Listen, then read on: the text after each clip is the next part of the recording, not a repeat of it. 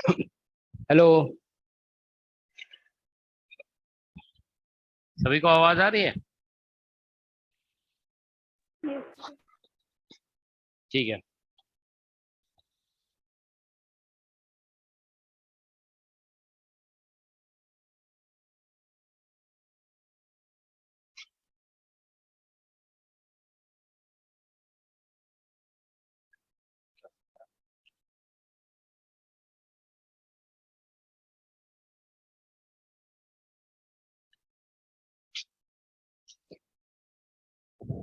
Web guide के question solve किए थे तुम लोग? वेब गाइड का ऐसे कॉन्सेप्ट तो कंप्लीट हो गया था, है ना?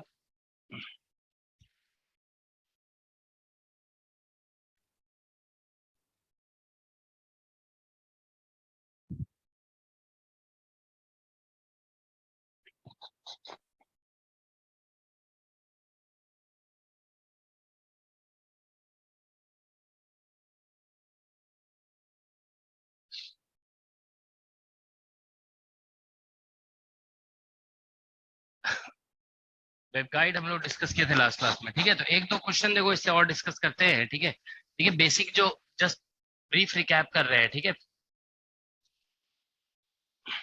बेसिक कॉन्सेप्ट क्या क्या बताया गया था वेब गाइड में? से एक फॉर्मूला है कट ऑफ फ्रीक्वेंसी का, ओमेगा एम एन, ठीक है ना। ये कितना था? पाई इंटू सी और रूट अंडर एम बाई ए का होल स्क्वायर और प्लस एन बाई बी का होल स्क्वायर। तो ये कट ऑफ फ्रीक्वेंसी है, ठीक है। और एक फॉर्मूला है इसमें देखो, हम लोग और निकाले थे, ठीक है ना। के का फॉर्मूला, के, ठीक है। के इज इक्वल टू, ठीक है ना। कैसा था? के इज इक्वल टू ऐसे था, यहाँ पे 1/c और into omega square minus omega M N square, ठीक है ना। इसको हम लोग डिस्पर्शन रिलेशन कह रहे थे, ठीक है। ये बेसिक रिलेशन था। और इसमें ये बताया गया था कि अगर जैसे ट्रांसवर्स इलेक्ट्रिक मोड है, ट्रांसवर्स इलेक्ट्रिक मोड में हम लोग मैग्नेटिक फील्ड लिखते हैं, है ना। या ट्रांसवर्स मैग्नेटिक मोड पहले लिखते हैं, ठीक है। ट्रांसवर्स मैग्नेटिक मोड है अगर, तो ट्रांसवर्स मैग्नेटिक मोड, तो हम लोग इसमें इलेक्ट्रिक फील्ड का जेड कंपोनेंट लिखा जाता है, ठीक है, इजेड। तो E Z is equal to some constant ऐसे था, और यहाँ पे था बेसिकली साइन था, है ना। Sine M pi X by A और into sine N pi Y by B. तो ये इलेक्ट्रिक फील्ड, अच्छा ये इलेक्ट्रिक फील्ड का कंपोनेंट है या एम्पलीट्यूड का है? ये एम्पलीट्यूड का कंपोनेंट है, याद है ना। एम्पलीट्यूड के कंपोनेंट एक्स वाई जेड लिए गए थे। इसमें अगर पूरा इलेक्ट्रिक फील्ड का जेड कंपोनेंट निकालोगे ना, तो इसमें फिर ऐसे करके ई टू द पावर आयोटा के जेड माइनस ओमेगा टी भी आ जाएगा, ठीक है ना। तो ये बेसिकली बताया गया था, ठीक है। सो दिस, और वही अगर हम लोग ट्रांसवर्स इलेक्ट्रिक मोड डिस्कस करते हैं, ट्रांसवर्स इलेक्ट्रिक मोड, उसमें मैग्नेटिक फील्ड का जेड कंपोनेंट लिखा जाता है, सम कांस्टेंट मान लीजिए डी लिख दिया गया, ठीक है ना। और यहाँ पे आ जाएगा cos M pi X by A और into cos M pi N pi Y by A, ठीक है ना। E to the power iota के जेड और माइनस ओमेगा टी, ठीक है ना, इस तरह से। तो ये बेसिकली मैग्नेटिक फील्ड, अभी देखो यहाँ पे ये जब लग जाएगा ना, E to the power iota के जेड माइनस ओमेगा टी, ये लिख दिया गया, तो इसको कहोगे इलेक्ट्रिक फील्ड का कंपोनेंट है। अगर सिर्फ इतना लिखोगे ना, तो ये एम्पलीट्यूड का जेड कंपोनेंट कहलाएगा, ठीक है ना। So now it is component of electric field, ठीक है। तो ये सभी कुछ हम लोग डिस्कस कर चुके हैं, ठीक है ना। अब देखिए इसमें बस एक दो क्वेश्चन देखो डिस्कस कर रहे हैं। जैसे एक बेसिक क्वेश्चन है, ठीक है, for a square waveguide, square waveguide है, ठीक है ना। कैलकुलेट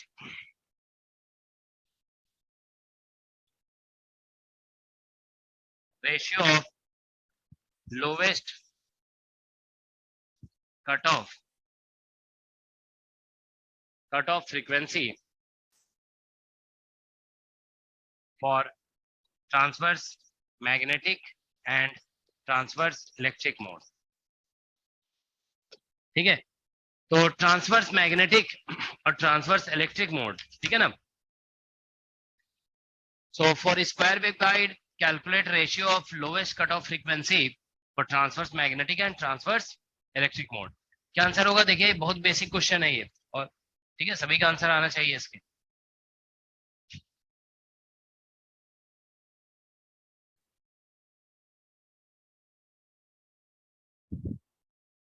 सर वो कल कैपेसिटर वाला खत्म हो गया बस। वो एक दिन और लगा देते हैं क्लास, ठीक है ना, कल कल लगा देंगे, ठीक है ना, कैपेसिटर का।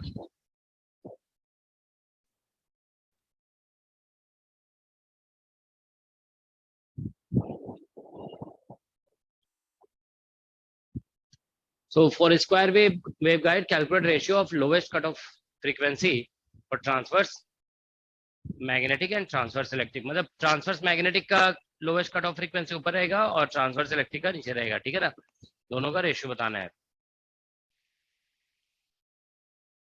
√2 आ रहा है।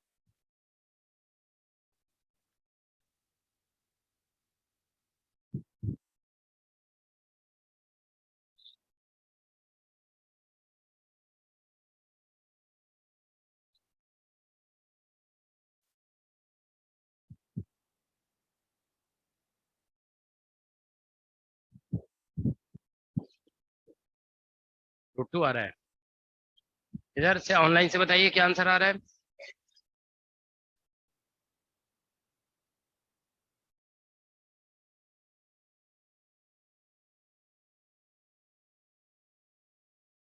कितना आ रहा है? करो कैलकुलेट करो।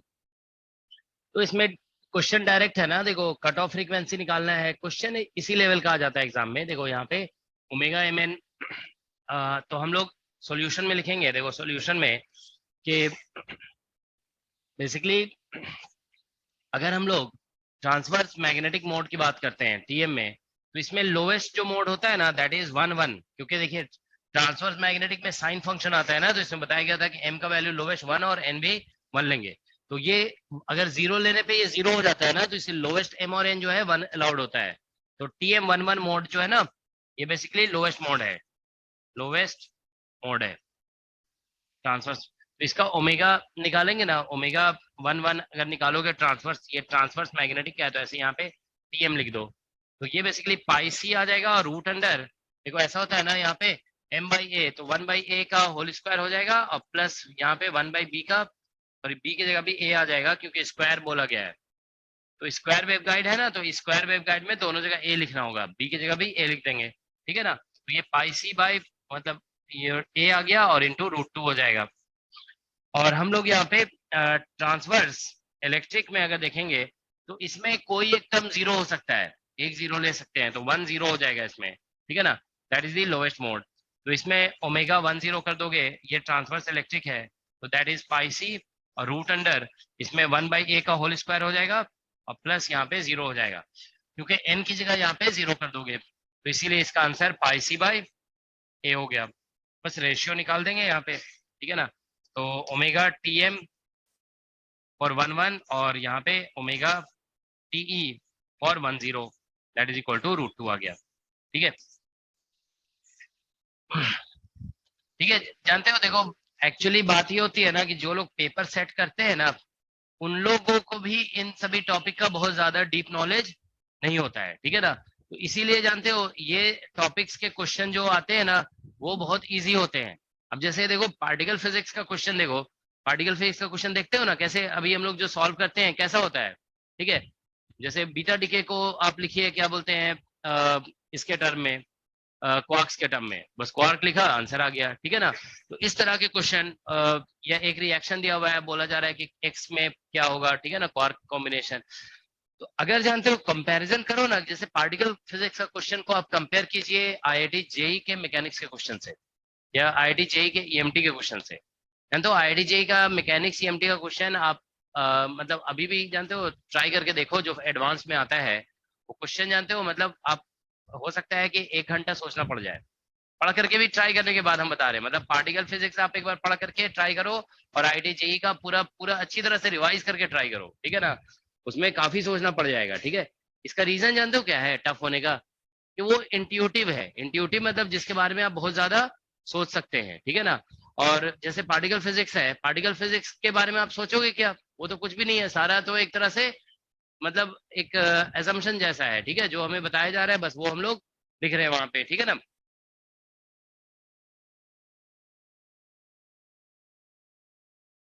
इजी होते हैं, ठीक है, तो इसीलिए जानते हो ऐसे टॉपिक्स को जरूर टारगेट करना चाहिए एग्जाम में, कि जो कभी मतलब चांस है कि गलत नहीं होगा, ठीक है, तो इसीलिए पार्टिकल फिजिक्स को जरूर ट्राई करो, ठीक है ना। उसके क्वेश्चंस देखते हो कितने इजी होते हैं क्वेश्चंस, ठीक है। लेकिन उसी तरह से ये टॉपिक है जैसे वेब गाइड है, वेब गाइड जानते हो क्या है? ये हम लोग बहुत ज्यादा स्टडी नहीं करते हैं, और जो पेपर सेट करते हैं वो भी बहुत ज्यादा स्टडी नहीं करते हैं, तो इसके क्वेश्चन बस इसी लेवल के आते हैं, ठीक है। तो ये, और अगर आप इलेक्ट्रोस्टैट्स पढ़ के जाओगे ना तो हो सकता है कोई ट्विस्टेड क्वेश्चन भी आ जा सकता है, ठीक है ना, लेकिन इससे कभी ट्विस्टेड क्वेश्चन नहीं आएगा, बहुत आसान क्वेश्चन आता है। तो वेब गाइड वगैरह जो अभी पढ़ाए जा रहे हैं ना एडवांस टीएमटी में, ये जरूर पढ़ के जाना है, ठीक है ना। देखो एक क्वेश्चन असाइनमेंट में दिया हुआ है, नेट एग्जाम में आया था, वो हम देखो डिस्कस कर रहे हैं, ठीक है।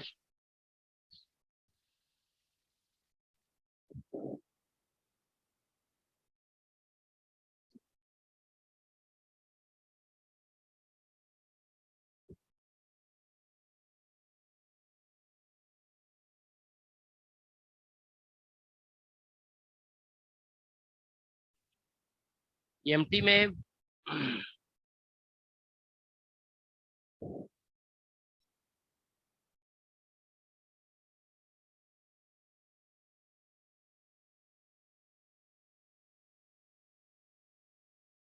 कौन से असाइनमेंट में था ये? इलेक्ट्रोमैग्नेटिक वेव्स इन,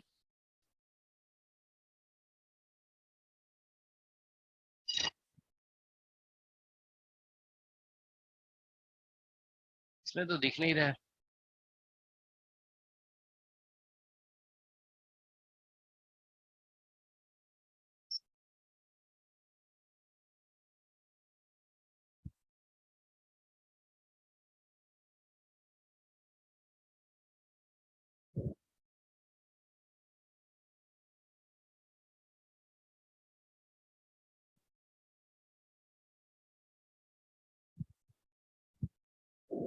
बायो से लो डिस्प्लेसमेंट।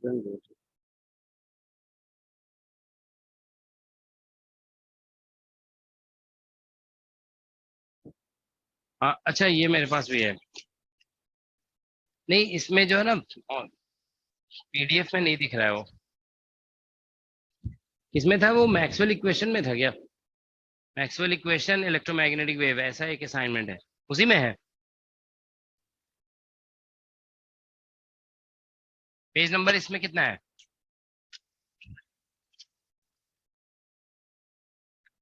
इसमें है ना ये क्वांटम। अच्छा इसमें नहीं है, तुम लोग दे दो जरा, अगर है तो, किसी के पास है असाइनमेंट?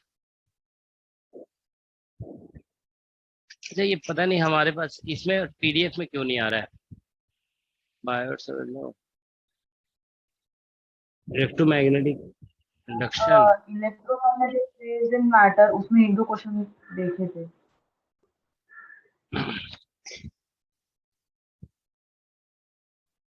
इसमें तो आता था ये, पता नहीं।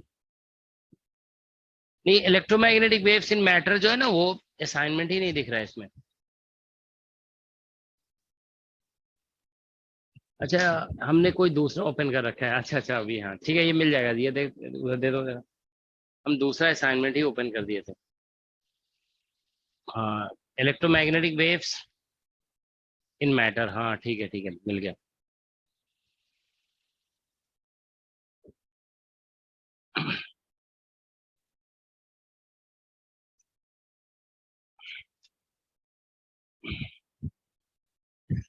ठीक है,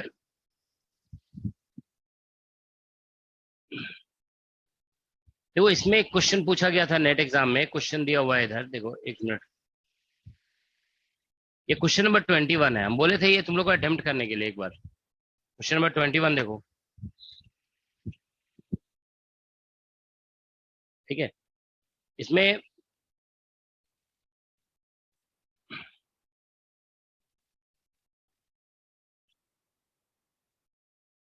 ठीक है, ऐसा बोला गया है कि waveguide has a square cross section of side 2A। ठीक है, ये क्वेश्चन थोड़ा सा मतलब स्टूडेंट को जो है ना थोड़ा सा कंफ्यूज करने की कोशिश किया गया है। ठीक है, इस क्वेश्चन में देखो, ए waveguide has square cross section of side 2A for transverse mode of wave vector K, the transverse electromagnetic modes are obtained in terms of wave function psi, ठीक है, which obeys the equation। आप लोग को याद है ना waveguide जब हम लोग डिस्कस कर रहे थे तो इक्वेशन यही आया था ना, वी हैड, हम लोग के पास नहीं है असाइनमेंट, लेके आया करो असाइनमेंट तुम लोग। ठीक है, तो इसमें देखो लिखा हुआ है वेवगाइड का इक्वेशन दिया हुआ है और डिफरेंशियल इक्वेशन ऑफ वेवगाइड दिया हुआ है। ठीक है ना, ठीक है, so this is the differential equation of waveguide. देखो इसमें इक्वेशन ऐसा लिखा हुआ है, ठीक है ना, d2 by d x square और plus d2 by d y square और plus omega square by C square minus k square और into psi that is equal to 0। हम लोग जब लिख रहे थे वेवगाइड का इक्वेशन तो यहाँ पे क्या लिखा हुआ था, साई की जगह क्या था, इजेड था, इजेड या बीजेड कुछ भी आ सकता है। ठीक है ना, तो ये था। अब बोला जा रहा है विद बाउंड्री कंडीशन, मतलब बाउंड्री कंडीशन वगैरह हम लोग भी तो अप्लाई किए थे, इसमें भी कुछ बाउंड्री कंडीशन दिया हुआ है। The frequency omega of lowest mode is given by, तो frequency omega of lowest mode निकालने के लिए बोला गया है। ठीक है ना, तो देखो इस आंसर में देखिए आप सारे जो ऑप्शन दिए हुए हैं ना, इस ऑप्शन में ओमेगा को दिया हुआ है के के टर्म में निकालने के लिए, omega is given in terms of के। तो जानते हो हमें कुछ नहीं करना है, देखो ओमेगा इसमें बोला गया ऐसा, देखो विथ इसमें जैसे लिखा गया है ना सेंटेंस, उसमें ऐसा लिखा हुआ है कि which obeys the differential equation with boundary condition, the frequency of lowest mode is given by, है ना। तो मतलब इस डिफरेंशियल इक्वेशन को यूज करके हमें बताना है कि लोएस्ट मोड का फ्रीक्वेंसी क्या होगा।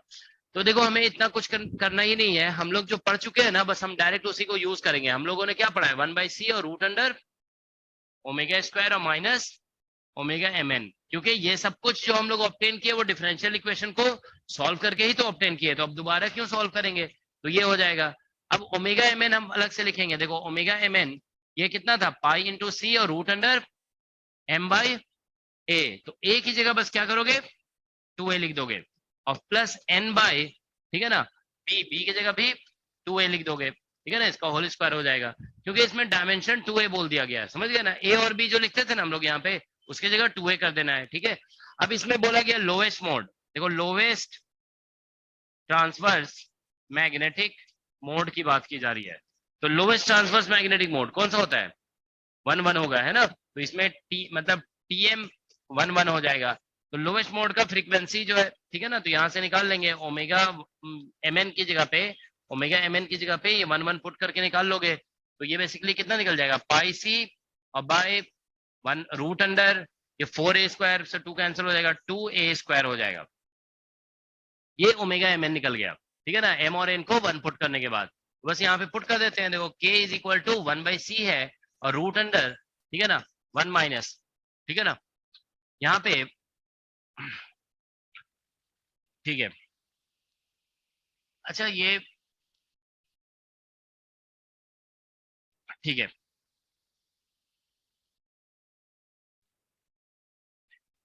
तो हम लोग यहाँ पे देखो ओमेगा ऐसे लिख देते हैं, let us put the values, तो ये ओमेगा स्क्वायर हो गया और माइनस इसका वैल्यू पुट करोगे तो पाई स्क्वायर सी स्क्वायर हो गया अपॉन 2a स्क्वायर। ठीक है, तो बस यहाँ पे देखो क्या होगा कि स्क्वायरिंग कर देंगे दोनों साइड, तो दोनों साइड स्क्वायर करोगे तो के स्क्वायर इक्वल टू ये हो जाएगा omega square by C square minus pi square by 2a square. बस यहाँ से कैलकुलेट कर लोगे, ओमेगा स्क्वायर इक्वल टू आ जाएगा, ठीक है ना, that is equal to A, omega square निकालोगे ना तो ये सी स्क्वायर आएगा ना, यहाँ से सी स्क्वायर और ये बस यहाँ पे के स्क्वायर और plus pi square by 2a square. ठीक है ना, बस इसको रीअरेंज कर देना है, तो दैट इज द आंसर। ठीक है ना, देखो ये सभी 5 मार्क्स के क्वेश्चन हैं। ठीक है ना, तो क्वेश्चन को डिफरेंशियल इक्वेशन दे करके ट्विस्ट किया गया कि डिफरेंशियल इक्वेशन दिया हुआ है, अब आपको बताना है कि इसका सॉल्यूशन क्या होगा। ठीक है ना, तो हम क्वेश्चन में बोला है ना टीएम मोड है, क्वेश्चन में बोला गया है, देखो क्वेश्चन में टीएम मोड बोला गया है, नहीं देखो लिखा हुआ है for the TM mode, TM mode बोला गया ना यहाँ पे, उसके ऊपर लिखे हुआ है देखो सेकेंड लाइन में लिखा है देखो, ए waveguide has square cross section of side 2A for the TM mode, है ना, लिखा गया है ना। तो TM मोड की बात चल रही है यहाँ पे, ठीक है ना, ठीक है। तो TM मोड के बारे में ही डिस्कशन चल रहा है, क्वेश्चन के सेकेंड लाइन में लिखा हुआ है TM मोड, समझ गया ना। तो डिस्कशन TM मोड का है तो TM मोड का ही तो कैलकुलेशन करेंगे ना, ठीक है। तो इसलिए अब आंसर इसका मैच कर रहा है ना, देखो कौन सा मैच कर रहा है, सी ऑप्शन मैच कर रहा है, ठीक है। तो that is the correct answer, ठीक है। अब इसमें जैसे कि हम लोग देखोगे और भी एक दो क्वेश्चन दिया हुआ है, इसमें ये पूछा जाता है ना कौन सा मोड प्रोपिगेट कर सकता है, तो हम बताए ना उस मोड के लिए हम लोग क्या करेंगे, फ्रीक्वेंसी निकालेंगे, कट ऑफ फ्रीक्वेंसी। और अगर गिवन फ्रीक्वेंसी ये बताया गया था आप लोग को कि कभी भी अगर ऐसा omega greater than omega mn आता है, ठीक है ना, कट ऑफ फ्रीक्वेंसी से अगर गिवन फ्रीक्वेंसी ज्यादा आएगा तो वो मोड प्रोपिगेट कर सकता है, अगर कट ऑफ फ्रीक्वेंसी ज्यादा आ गया तो फिर वो मोड प्रोपिगेट नहीं कर सकता है। बस ऐसे ही क्वेश्चंस आते हैं इसमें, ठीक है ना। तो ये आप लोग ध्यान में रखोगे, ठीक है। बस वेवगाइड बस इतना ही पढ़ना था, ठीक है। ऑलराइट, अब हम लोग देखिए नेक्स्ट,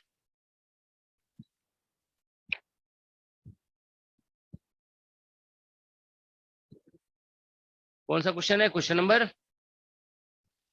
11। अच्छा 11 जो है ना, ये मैथमेटिकल क्वेश्चन है, कंडक्टिंग मीडियम का क्वेश्चन है, ये समझ गया ना। ये कंडक्टर का कॉन्सेप्ट बताए थे ना तुम लोग को, उससे रिलेटेड है, ठीक है ना, कॉम्प्लेक्स। देखो क्वेश्चन नंबर 11 देख लो जरा सभी लोग,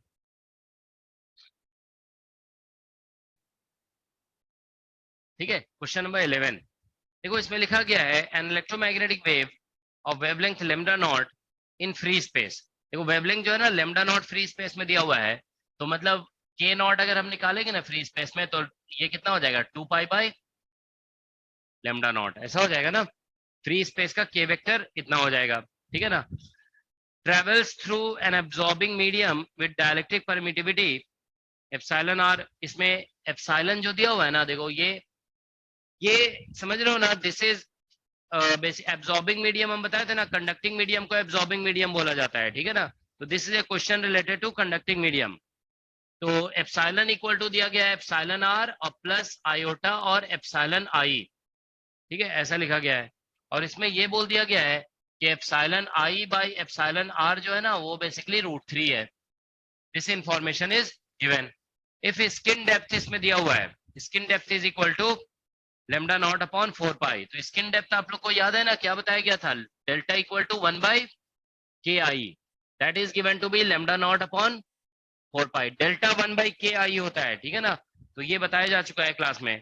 तो skin depth is lambda naught upon 4 pi, ratio of amplitude of electric field to that of magnetic field in uniform in medium in ohms is, ठीक है ना। देखो इसमें ई बाय डी बोला गया है निकालने के लिए, ठीक है ना। देखो क्वेश्चन में बोला गया है E by B is equal to what, अच्छा एम्पलीट्यूड सेट बोला है ना, देखो क्या बोला, रेशियो ऑफ एम्पलीट्यूड, हाँ ठीक है, मतलब वही है ई नॉट बाई बी नॉट निकालना है, ई नॉट बाई बी नॉट। तो जानते हो इसमें देखो ई नॉट बाई बी नॉट बोला गया है, और इसमें जानते हो एक वर्ड बोला गया है इन ओम्स, ठीक है ना, इन ओम्स बोला गया है ये, ठीक है ना। जानते हो देखो एक बात हम बता दे रहे हैं, ये हम देखो बताए नहीं थे, देखो ई बाई एच जो होता है ना, एच वेक्टर, इसका जो यूनिट है ना ये ओम होता है, ये ओम में निकलता है, ठीक है ना। देखो इसको थोड़ा साइड में बता देते हैं कि ई बाई एच अगर इन वैक्यूम निकालते हैं ना, देखो इन वैक्यूम, ठीक है ना, तो ई बाई एच निकालोगे वैक्यूम में, sorry E naught by H not निकाल दो जैसे, ठीक है ना, ई नॉट बाई एच नॉट, तो हम लोग इसको ऐसे लिख देंगे ई नॉट बाई, ऐसे लिख दोगे इसको B naught by mu naught, ऐसे लिख सकते हैं ना। और हम लोग E naught by B naught जानते हैं ना क्या होता है, सी होता है ना, सी और बाई म्यू नॉट, और सी को लिख सकते हो कितना 1 बाई, ठीक है ना। तो ये म्यू नॉट ऊपर आ जाएगा ना ये वाला, तो ये रूट अंडर म्यू नॉट और एप्सिलॉन नॉट, तो यहां से आ जाएगा ये कैंसिलेशन होकर के mu naught by epsilon not. अब इसको आप कैलकुलेट कर सकते हो ना, म्यू नॉट का वैल्यू कितना होता है 4 pi into 10 to the power -7, तो ये कैलकुलेट करके देखो इसका आंसर 377 निकलेगा, इतना ओम निकलता है, ठीक है ना। अब देखो ये तो आप इजिली निकाल सकते हैं, mu naught is equal to 4 pi into 10 power -7 और एप्सिलॉन नॉट का वैल्यू होता है 8.85 इंटू 10 पावर 12, ठीक है ना। तो इन दोनों को यूज करके इसको कैलकुलेट करोगे ना 377 आएगा। तो इसीलिए जानते हो इस ऑप्शन, इस क्वेश्चन के एक ऑप्शन में भी 377 दिया हुआ है ना, दिया हुआ। वो 377 इसीलिए दिया हुआ है क्योंकि, समझ लो ना, क्योंकि वैक्यूम में इन दोनों का रेशियो कितना होता है 377। तो कुछ स्टूडेंट्स हो सकते हैं कि इसका आंसर 377 हो जाएगा, वैक्यूम में होता है 377, ये मीडियम में नहीं होता है, तो इसका आंसर दूसरा होगा। तो जानते हो देखो इस क्वेश्चन में जानते हो थोड़ी सी क्लैरिटी नहीं है, उसमें बोला गया है इलेक्ट्रिक फील्ड और मैग्नेटिक फील्ड, लेकिन ये मतलब नहीं, मतलब ये बाद में लेकिन लिख दिया ना, किसमें निकालना है, इन ओम्स। तो एक्चुअली जानते हो हमको ये लिखना होगा कि here we have to find, here we have to find E by E naught by H naught, ठीक है ना। E naught by B naught नहीं निकालना है, ठीक है ना। इस क्वेश्चन में देखो क्या बोला गया है, एक मिनट देखो फिर से, इसमें तो देखो अच्छा सिंबल यूज किया है इसमें, इसमें सिंबल यूज किया है ratio of amplitude of electric field E to that of magnetic field B, मतलब गलत लिखा हुआ है ये, ठीक है ना। ओम्स में जो है ना बी आता ही नहीं ओम्स में, ठीक है ना, E by H निकालना है, ठीक है ना। लेकिन ओम्स लिखने से पता चल गया कि हमें ये निकालने के लिए, और ये मीडियम का डिस्कशन है, ठीक है ना। तो बस निकालते हैं इसको, देखो मीडियम में, ठीक है ना, E naught by H not. तो देखो क्या होगा इसमें, एक्चुअली जानते हो क्या, हम लोग ऐसे लिखेंगे, देखो E नॉट और बाई H नॉट, तो इज इक्वल टू ये हो जाएगा E naught by B naught, ठीक है, और बाई म्यू, ऐसे लिख दोगे बाई म्यू, ठीक है। अब हम लोग देखो यहाँ पे जैसे E नॉट है और बाई B नॉट और म्यू ऊपर आ गया। अब ये क्वेश्चन जो है ना, इसका है ना, क्या बोलते हैं, कंडक्टिंग मीडियम का।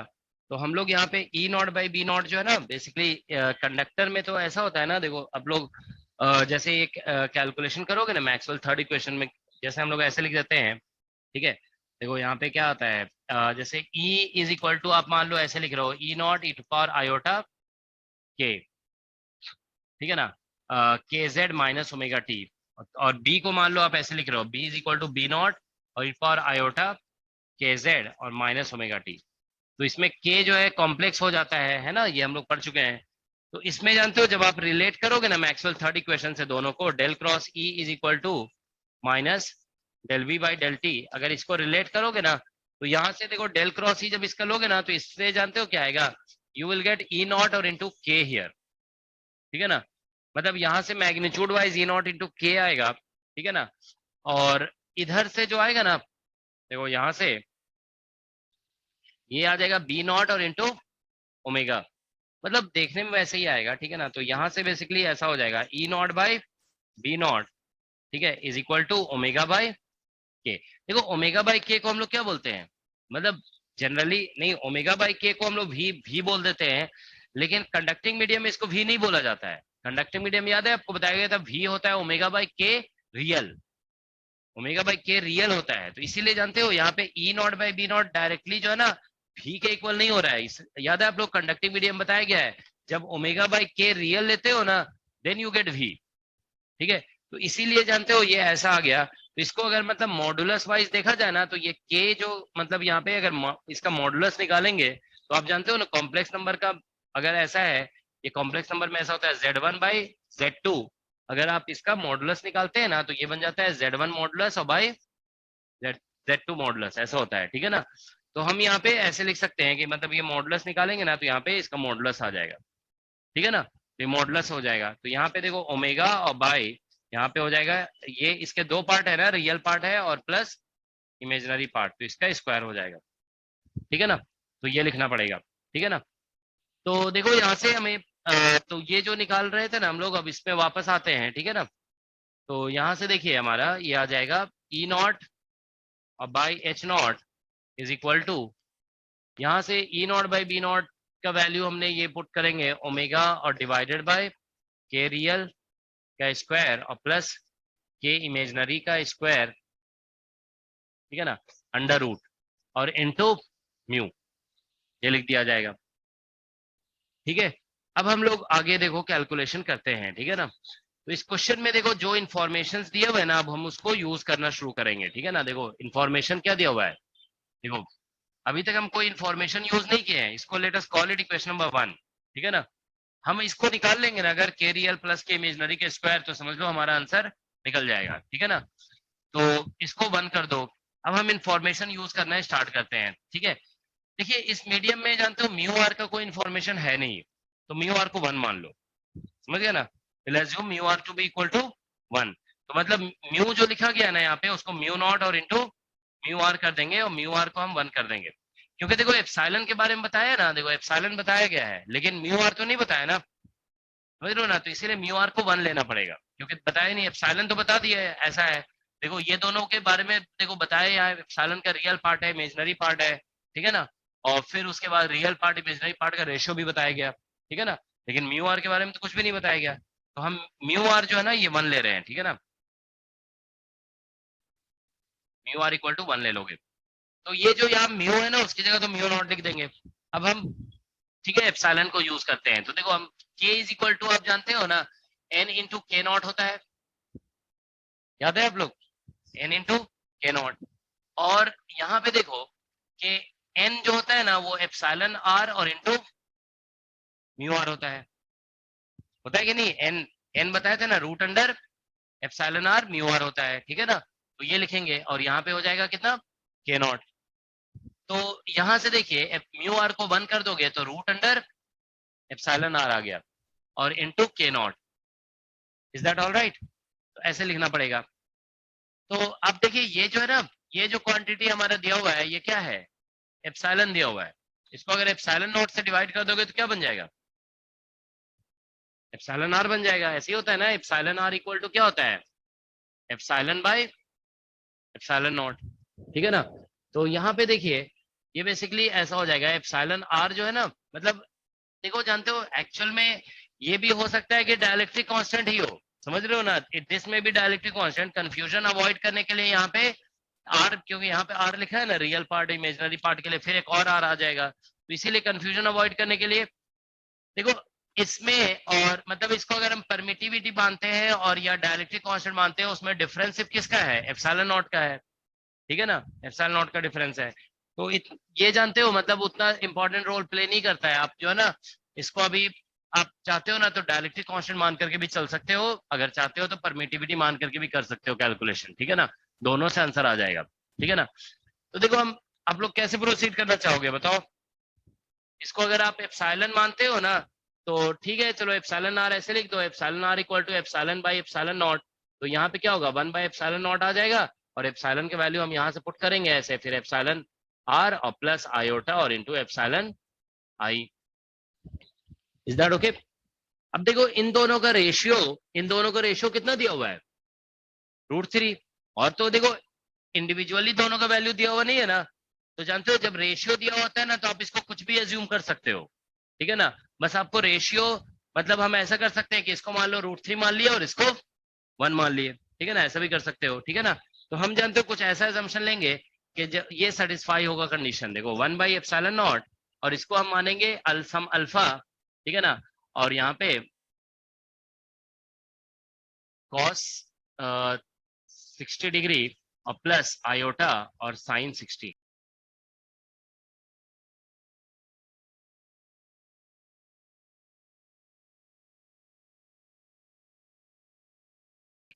सॉरी साइन 60, एक मिनट, थोड़ा इसको इधर मूव करके लिख रहे हैं, ठीक है ना, साइन 60। देखो हम ऐसा कर रहे हैं, ठीक है ना। देखिए आप लोग बताइए, हम एप्सिलॉन आर की जगह कितना लिखे, अल्फा कॉस 60, और एप्सिलॉन आई की जगह कितना लिखे, अल्फा साइन 60। अब आप बताइए दोनों का रेशियो देखो, एप्सिलॉन आई, ये एप्सिलॉन आई है और ये एप्सिलॉन आर है, क्या दोनों का रेशियो √3 बन रहा है, tan 60 बन जाएगा ना दोनों का रेशियो।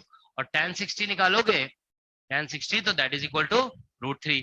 तो हमने मतलब इस कंडीशन को हमने वायलेट नहीं किया है, अगर हम ये पुट कर रहे हैं तो, ठीक है ना। तो हम ऐसे लिख देंगे, तो यहाँ पे अल्फा सम अननोन कांस्टेंट है, तो अल्फा बाई एप्सिलॉन नॉट लिख दो, और ये जो है ना cos 60 और प्लस आयोटा और साइन 60। अच्छा कोई बता सकते हो कि हमने ऐसा एजम्पशन क्यों लिया, ठीक है। हम तो चाहते थे तो ऐसा भी लिख सकते थे, इसकी जगह डायरेक्ट लिख देते √3 और इसकी जगह 1। हम cos 60 sin 60 क्यों लिए, तो इसका रीजन देखो ये है कि हमारा यहाँ पे एप्सिलॉन आर किसके अंदर, रूट के अंदर है, और रूट के इनसाइड जानते हो मतलब पावर 1/2 है ना, तो अगर हम कॉस साइन में लिखेंगे ना तो इसमें डी मोइवर्स थ्योरम लगा सकते हैं, है ना, डी मोइवर्स थ्योरम। वो पावर जो है ना डायरेक्टली इसके एंगल से मल्टीप्लाई हो जाएगा, तो इसीलिए ऐसा किया है, ठीक है ना। या इसको एक्सपोनेंशियल में कन्वर्ट कर दोगे तो ये बन जाएगा कितना, e to the power iota iota iota cos 60, मतलब आयोटा 60 बन जाएगा। फिर ये पावर 1 यहाँ पुट करोगे ना इसको तो कैंसिल करके 30 बन जाएगा, ठीक है ना। तो मतलब ऐसा, इसीलिए हम ऐसा किए, ठीक है ना, ताकि ये एक्सपोनेंशियल में कन्वर्ट हो जाए। तो देखो इसीलिए अब यहाँ से देयरफॉर के जब निकालोगे ना, देखो के इक्वल टू, तो के इक्वल टू ये वैल्यू, इसको हम यहाँ पे, यहाँ से जो ये एप्सिलॉन आर निकला हुआ है ना, इसको हम यहाँ पे सबस्टिट्यूट करने जा रहे हैं। तो इसको सबस्टिट्यूट करोगे ना तो देखो ये आ जाएगा रूट अंडर, पहले यहाँ से ये रूट में आ जाएगा ना अल्फा बाय एप्सिलॉन नॉट, और ये के नॉट बाहर है यहाँ पे, और ये बन जाएगा कॉस 30 प्लस आयोटा और साइन 30, ऐसा हो जाए, बनेगा। ये समझ में आया सभी को? क्योंकि हम इसमें रूट में पुट करेंगे तो इसको एक्सपोनेंशियल में या तो पुट करो या डी मोइवर्स थ्योरम लगा दो। यही होता है ना, पावर जो है एंगल में डायरेक्ट मल्टीप्लाई हो जाता है, तो इसमें पावर कितना है 1/2, 1/2 cos 60 मल्टीप्लाई होगा तो 30 बन जाएगा ना ये, ठीक है ना। तो ये इतना बन जाएगा। तो अब देखो यहाँ से ये के है, तो अब क्वेश्चन में देखिए हम सभी जानते हैं के का दो पार्ट होता है, रियल पार्ट और इमेजिनरी पार्ट। तो ऐसे लिख दो के रियल और प्लस आयोटा और K imaginary is equal to alpha और बाई एप्सिलॉन नॉट और इनटू के नॉट, ठीक है ना, ये ऐसा हो गया। और इधर से cos 30 और प्लस आयोटा और साइन 30। अब दोनों साइड से रियल और इमेजिनरी पार्ट इक्वेट कर दो, ठीक है ना। तो इसको इक्वेट करेंगे ना तो देखो के रियल इक्वल टू कितना आ गया, root under alpha by epsilon naught और के नॉट, और cos 30 से √3/2 आ जाएगा। Is that all right? और इधर से जब इक्वेट करोगे ना, देखो ये इमेजिनरी पार्ट, तो के इमेजिनरी इज इक्वल टू कितना है, root under alpha by epsilon naught और के नॉट, ठीक है। सभी समझ में आ रहा है ना सभी को? देखो हम लोग के इक्वल टू ऐसे लिखते हैं ना, एन इंटू के नॉट, मीडियम में के जो होता है वैक्यूम के के से ऐसे रिलेट होता है। अब हम के का एन का वैल्यू पुट किए, म्यू आर को 1 ले लिए, एप्सिलॉन आर का इंफॉर्मेशन जो दिया हुआ था उसको यूज किए हम लोग यहाँ पे, ठीक है ना। तो फिर वापस एप्सिलॉन आर को यहाँ पुट कर दे रहे हैं, ठीक है ना। तो अब के निकाल, के से रियल इमेजिनरी पार्ट निकल गया, ठीक है ना। और यहाँ साइन 30 से कितना आ गया 1/2। Is that okay? इतना समझ में आ गया सभी को? अच्छा जानते हो देखो ये सभी आइडियाज कैसे आया कि हमें के रियल की इमेजिनरी निकालने की जरूरत है, क्योंकि देखो हमें अल्टीमेटली तो यहाँ पे देखो दिख रहा है ना कि क्या चाहिए के, क्योंकि ये देखो ये ई नॉट बाई एच नॉट जो है ना उसमें तो बात यहीं पे आके रुकी है ना, के रियल और के इमेजिनरी तो चाहिए, ठीक है ना। तो बस इसीलिए ये सब निकाला गया, के रियल और के इमेजिनरी, बस ये पुट करेंगे यहाँ पे तो आंसर आ जाएगा, ठीक है ना। तो अब देखो इसको पुट कर दो यहाँ पे, ठीक है।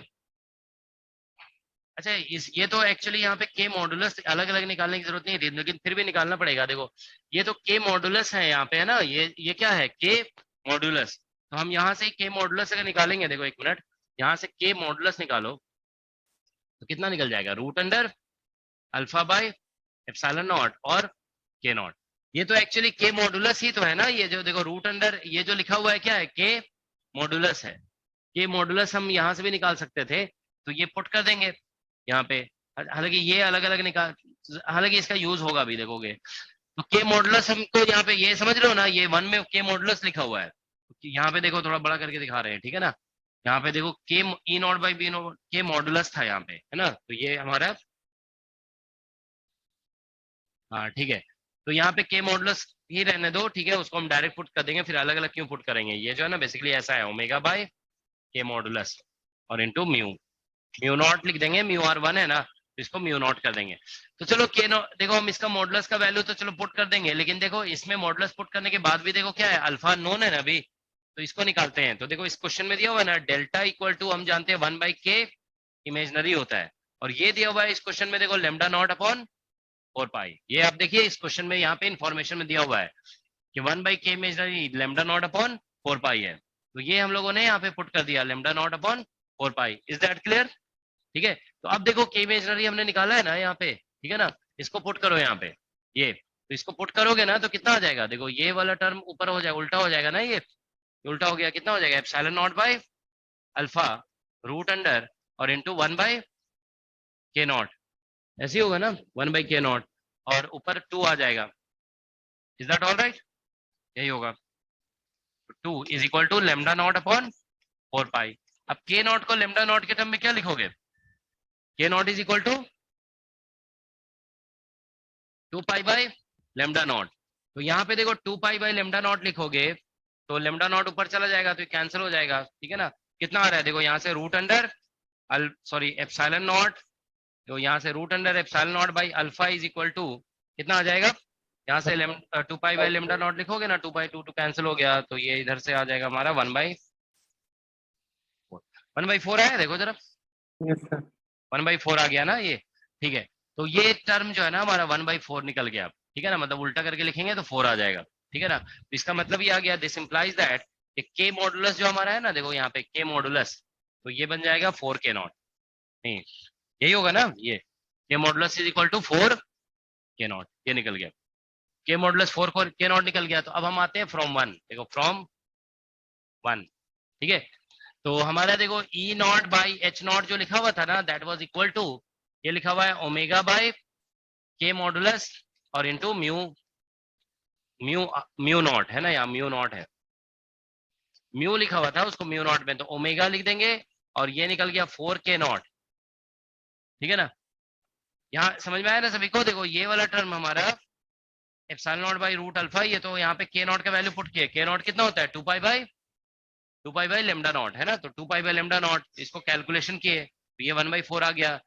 अब ये वाला टर्म यहाँ पुट कर दिए, ठीक है ना, यहाँ पुट कर दिए तो ये उल्टा पुट करोगे ना अल्फा बाई, तो ये 4k0 आ गया।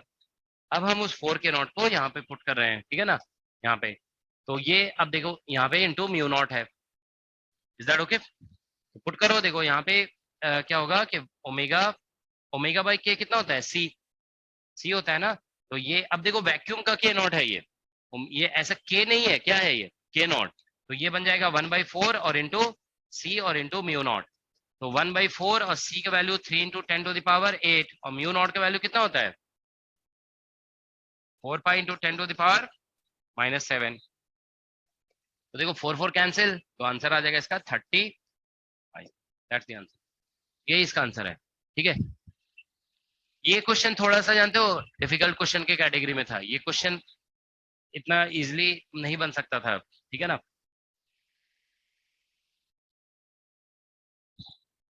ठीक है, तो इसका 30 पाई आंसर आ रहा है, ठीक है।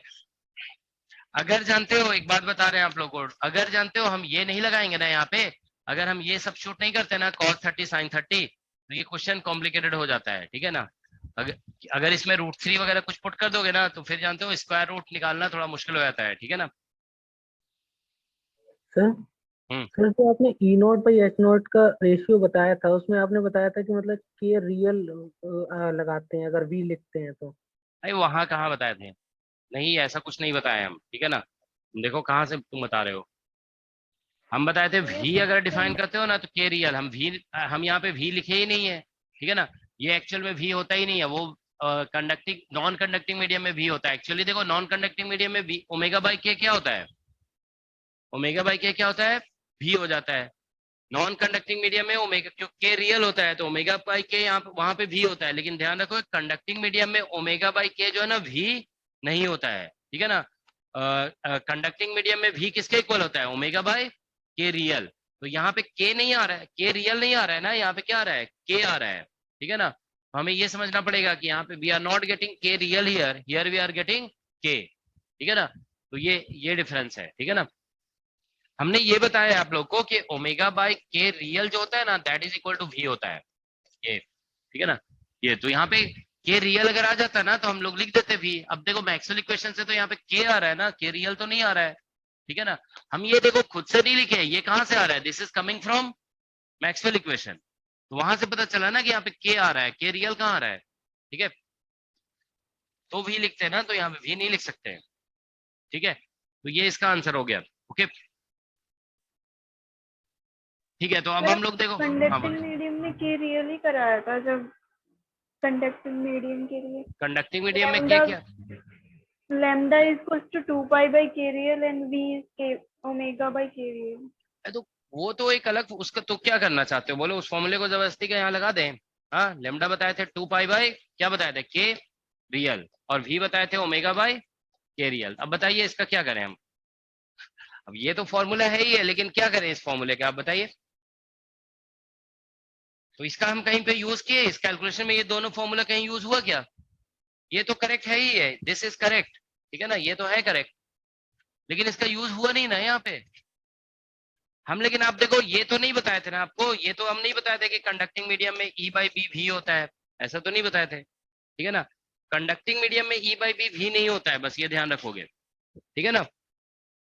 कंडक्टिंग मीडियम में देखो, नॉन कंडक्टिंग मीडियम में ई बाई बी जो होता है ना, देखो यहाँ पे e naught by B naught non conducting medium में भी बन जाता है, लेकिन यहाँ पे एक्चुअली क्या हो रहा है, ओमेगा बाई के बन जा रहा है, ठीक है ना। It is becoming omega by K और it is not equal to V, ये वी नहीं है, तो हम वी कहीं पे लिखे भी नहीं इसमें, देखो I have not written V anywhere, ठीक है ना।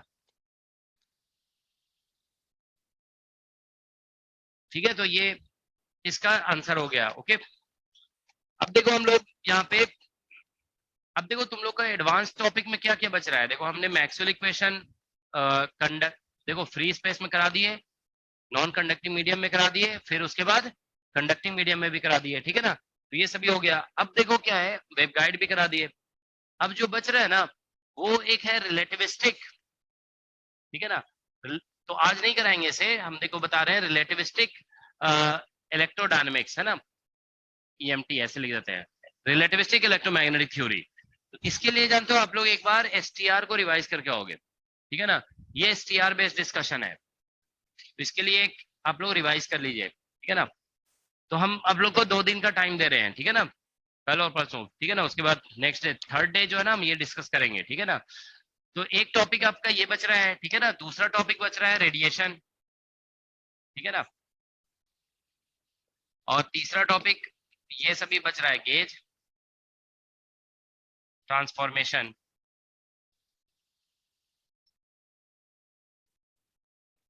ठीक है।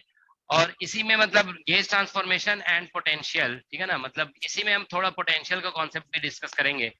ये 3 टॉपिक, और कौन सा बच रहा है?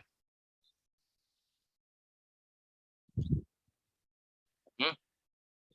अच्छा, पोलराइजेशन डिफ्रैक्शन, वो वाला टॉपिक बच रहा है ना, वो तो ऑप्टिक्स हो गया। फोर्थ में तो मतलब ऐसे लिख दो, ये बड़ा टॉपिक है जानते हो, मतलब ये जानते हो 3 टॉपिक जो ऐसे है ना, वो मतलब समझ लो कि एक एक क्लास में भी खत्म हो जाएगा ये, ठीक है ना। एक्चुअली जानते हो हम लोग थ्योरी डिस्कस नहीं करेंगे ना इसका, बस एक क्लास में प्रॉब्लम कैसे सॉल्व करना है एग्जाम का वो बता दिया जाएगा। तो एक क्लास इसका, एक क्लास इसका, एक क्लास इसका, 3, ये एक क्लास में नहीं खत्म हो सकता है, ठीक है। तो इसमें बहुत सारे क्वेश्चन मतलब कॉन्सेप्ट होते हैं, ठीक है ना। इसमें तो आप जानते हो मतलब 3 टॉपिक है ना, देखो इंटरफेरेंस है, डिफ्रैक्शन है और पोलराइजेशन है, तीनों में जानते हो कम से कम 3-3 क्लास लगेगा। तो इसको जानते हो हम मतलब अलग से पढ़ाएंगे आप लोग को, ठीक है ना। इसमें तो मतलब मान के चलिए कि 9 क्लास भी लग सकता है, ये बड़ा टॉपिक है, इसको जानते हो शॉर्टकट में पढ़ोगे ना एग्जाम में नहीं कर पाओगे क्वेश्चन, ठीक है ना। हाँ, पोलराइजेशन के क्वेश्चन तो गेट एग्जाम के लिए काफी इंपॉर्टेंट है, गेट में नेट में भी सभी में आता है, ठीक है ना। तो ये जानते हो अभी हम जो है ना एक्चुअली ये जैसे आईआईटी जैम का जो बैच चलता है ना उसमें हम ऑसिलेशन भी पढ़ा रहे हैं, ठीक है ना। तो 1-2 दिन के बाद ये टॉपिक स्टार्ट होगा उसमें, ये वाला हम ऑनलाइन ले लें तुम लोग क्लास, ठीक है ना, क्योंकि जानते हो थोड़ा टाइम भी बच जाएगा। अब यहाँ पे इंगेज हो जाओगे, 10 क्लास यहाँ पे इसमें डिवोट कर दे, ठीक है ना। तो तो हम जो है ना इसमें वेव्स एंड ऑसिलेशन जैम के जानते हो ऑफलाइन बैच का भी ऑनलाइन ही ये पढ़ा रहे हैं, ठीक है ना। हमने बोल दिया है कि ये टॉपिक सबको ऑनलाइन पढ़ाएंगे। तो ये जानते हो मतलब हम क्या बोलते हैं थोड़ा डिटेल में भी हो जाएगा, तो 9-10 क्लास में इसको हम ऑनलाइन खत्म करा देते हैं, ठीक है ना। इवनिंग में टाइम रहेगा, ठीक है ना। हाँ मतलब यहाँ से मान लो अगर 4 बजे तक छोड़ देंगे तो फिर 6 बजे से रहेगा 2 घंटे के बाद, ठीक है ना। तो ये इवनिंग में हम ले लेंगे, ठीक है ना, ये क्लास, ठीक है। इससे जानते हो थोड़ा तुम लोग का एडवांटेज हो जाएगा, जल्दी खत्म हो जाएगा, ठीक है ना। तो ये हम ऑनलाइन आप लोग को सभी को ऑनलाइन ही पढ़ा दिया जाएगा, ये मतलब 9 to 10 क्लास लगेगा इसमें। इसमें जानते हो मतलब इतना डिटेल क्वेश्चन जो है ना बहुत डीप भी पूछा जाता है कि वो कॉन्सेप्ट आप थोड़ा पढ़ के जाओगे तो एग्जाम में नहीं भी कर सकते हो, ठीक है ना। तो ये बेसिकली, तो ये आप लोग को अलग से पढ़ा दिया जाएगा, बस आपका ये एएमटी खत्म हो जाएगा। तो अभी जानते हो एडवांस टॉपिक में और कुछ बच रहा है क्या? तो चलो आज आज जो है ना ये डिस्कस कर रहे हैं अभी गेज ट्रांसफॉर्मेशन, ये अच्छा जानते हो एग्जाम में तीनों टॉपिक से क्वेश्चन आता है, लेकिन ये आप मान के चलो कि ये 3 टॉपिक आप पढ़ के जाओगे ना, ऐसा भी हो सकता है कि 3 क्वेश्चन इससे आ गया, तो ये मतलब बहुत मतलब कह सकते हो इंपॉर्टेंट टॉपिक हो गया ना, कि 3 टॉपिक आप पढ़ रहे हो, 3 क्वेश्चन भी आ गए, ठीक है ना। चांस है कि आ जाएगा 3 क्वेश्चन भी इससे, या 3 नहीं तो 2 तो आ ही जाएगा ये 3 टॉपिक से। तो 3 टॉपिक से 2 क्वेश्चन आ जाता है एग्जाम में, ठीक है ना, ये ध्यान रखोगे, ठीक है। सर और अब जानते हो ईएमटी के मतलब ये बहुत इजी टॉपिक्स हैं, ठीक है ना, these are one of the most easiest topics, okay. तो इसमें आप एक्सपेक्ट कर सकते हो कि 2 क्वेश्चन तो इससे में से कंफर्म जैसा है, 2 क्वेश्चंस, ठीक है ना। तो देखो 3 क्लास में 2 क्वेश्चन, और ये 10 क्लास में 1 क्वेश्चन आएगा, ये 10 क्लास पढ़ाना पड़ेगा तो 1 क्वेश्चन। तो कभी कुछ टॉपिक ऐसे होते ही है कि मतलब वो थोड़ा सा उसमें टाइम लगाना पड़ता है, तो ऐसा भी कर सकते हैं, ऑप्टिक्स बाद में करा देते हैं, ठीक है ना। तो तुम लोग अगर अभी करना चाहते हो तो फिर यही करना पड़ेगा ऑनलाइन, ठीक है। तो इसको बाद में करा देंगे, ठीक है ना, क्योंकि इससे जानते हो आएगा क्वेश्चन तो एक ही आएगा, लेकिन देखो फिर बाद में नहीं बोलोगे अगर कि अगर मान लो इससे इंटरफेरेंस एक आ गया, एक डिफ्रैक्शन से आ गया और एक पोलराइजेशन। कभी कभी ऐसा भी तो हो सकता है कि एक एक क्वेश्चन तीनों से आ गया, ठीक है। कभी कभी ऐसा हुआ है कि 2 क्वेश्चन आ गया, लेकिन बहुत कम चांस है ऐसा, ठीक है ना।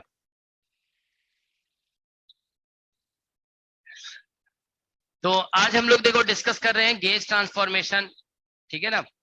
तो पहले देखो टॉपिक हम लोग डिस्कस करने जा रहे हैं electro magnetic potential. Sir oxidation की क्लासेस मतलब ऑनलाइन में किस किस दिन में चल रही है? वो इवनिंग में आज नहीं है क्लास, ऐसे ऑलमोस्ट एवरी डे चलेगी बस, ठीक है ना, आज नहीं है। सर हम लोग को उसका लिंक प्रोवाइड करा दिए, हम लोग को ज्वाइन।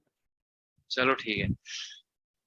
तो इलेक्ट्रोमैग्नेटिक पोटेंशियल, ठीक है ना, इसमें मतलब हम लोग स्केलर एंड वेक्टर पोटेंशियल दोनों डिस्कस करते हैं, ठीक है ना। ये टॉपिक जानते हो थोड़ा थोड़ा रिवीजन जैसा है, आप लोग वेक्टर पोटेंशियल पढ़ चुके हो ना, तो वही है यहाँ पे इलेक्ट्रोमैग्नेटिक पोटेंशियल में वेक्टर पोटेंशियल एक डिस्कस होता है। तो हम लोग ऐसे लिखते हैं देखो इसमें कि सिंस हम लोग जानते हैं कि divergence of magnetic field is 0, तो इसीलिए देयरफॉर, इसीलिए हम लोग ऐसे लिखते हैं therefore magnetic field is written as curl of vector A, ठीक है ना, कर्ल ऑफ वेक्टर ए, ठीक है ना। तो फिर इसका डाइवर्जेंस लोगे तो वापस 0 आ जाएगा, है ना। तो इसमें ए को हम लोग क्या बोलते हैं, vector potential, A is called vector potential, ठीक है। अब आप देखिए हम लोग इलेक्ट्रोस्टैट्स में लिखते थे ना, देखो ये ध्यान रखोगे इलेक्ट्रोस्टैट्स में ये बोला जाता था, एक मिनट, इसको साइड में ही लिखोगे अगर लिखना है तो, ठीक है ना। देखो इलेक्ट्रो यहाँ पे बीच में मत लिख लोगे, ठीक है। इलेक्ट्रोस्टैट्स में ये कहते थे कि curl of electric field is 0, तो इसीलिए हम लोग 0 है तो इसलिए देयरफॉर लिख देते थे कि electric field is equal to हो जाएगा माइनस ग्रेडियंट ऑफ पोटेंशियल, ये लिखा जाएगा, ठीक है ना, माइनस ग्रेडियंट यही लिखते हैं ना। तो लेकिन अब जानते हो इलेक्ट्रोमैग्नेटिक थ्योरी पढ़ते हैं ना, तो यहाँ पे तो ऐसा है ना कि curl of electric field is equal to कितना है, minus del B by del T, is that okay, minus del B by del T. तो यहां से देखिए क्या होगा कि curl of electric field is equal to, हम लोग माइनस डी डी टी लिख देंगे, और डी की जगह पे आप लिख दोगे डेल क्रॉस ए, ऐसा आ जाएगा, B is equal to del cross A, क्योंकि बी हमने ये निकाल रखा है। इसमें जानते हो ये दोनों इंटरचेंजेबल होते हैं, दीज टू आर इंटरचेंजेबल, तो इसको यहाँ पे डिफरेंशिएट कर दोगे, ठीक है ना, del cross E is equal to, इसमें कर्ल को बाहर निकाल देते हैं देखो, और इसे ऐसे लिख दोगे del A by del T, ठीक है ना, del A by del T. तो अब आप क्या करो कि इसको एक साइड ले आओ, ठीक है ना। तो देखो कर्ल ऑफ, और यहाँ पे ई प्लस और del A by del T is equal to 0 हो गया, ऐसा होगा ना, समझ में आ रहा है सभी को, del A by del T. तो यहां से देखिए कि हम लोग electric field is equal to, ठीक है, इलेक्ट्रिक फील्ड नहीं, ऐसा करो कि अब जानते हो देखो क्या हो रहा है कि इस क्वांटिटी का कर्ल 0 है, इस क्वांटिटी का कर्ल 0 है ना। इसमें कैलकुलेशन में किसी को दिक्कत तो नहीं है ना? देखो यहाँ पे बस ये कर्ल को पहले लिख दिया गया, फिर इसको लेफ्ट साइड में ले आया तो प्लस हो गया, तो दोनों में कर्ल है ना, तो कर्ल कॉमन ले लिया, तो ई प्लस और ये बच गया del A by del T. Is that okay? देखिए पहले कर्ल ऑफ ई 0 हो रहा था, तो हम ई को लिख दिए थे ग्रेडियंट ऑफ सम पोटेंशियल। तो जब भी किसी क्वांटिटी का कर्ल 0 होता है ना, तो that quantity can be expressed as gradient of a scalar. आप हमेशा ऐसा कर सकते हो, ये जनरल मैथमेटिक्स का रूल है, ठीक है ना? तो अब कर्ल इस क्वांटिटी का 0 हो रहा है, तो हम इसको हम लिखेंगे जैसे ई प्लस और यहाँ पे del A by del T जो लिखा जाएगा, ठीक है ना, that will be gradient of some scalar, ठीक है ना? तो इसको इलेक्ट्रोस्टैट से मैच कराने के लिए यहाँ पे माइनस और सिंबल वही यूज किया जाता है। ये जरूरी नहीं कि इलेक्ट्रोस्टैटिक पोटेंशियल हो, समझ रहे हो ना? Symbol we are keeping the same. जानते हो सिंबल सेम इसलिए रखा जाता है ताकि अगर देखो टाइम डिपेंडेंट फेनोमेना नहीं होगा, if there is no time dependence involve, तो ये वाला टर्म 0 हो जाएगा।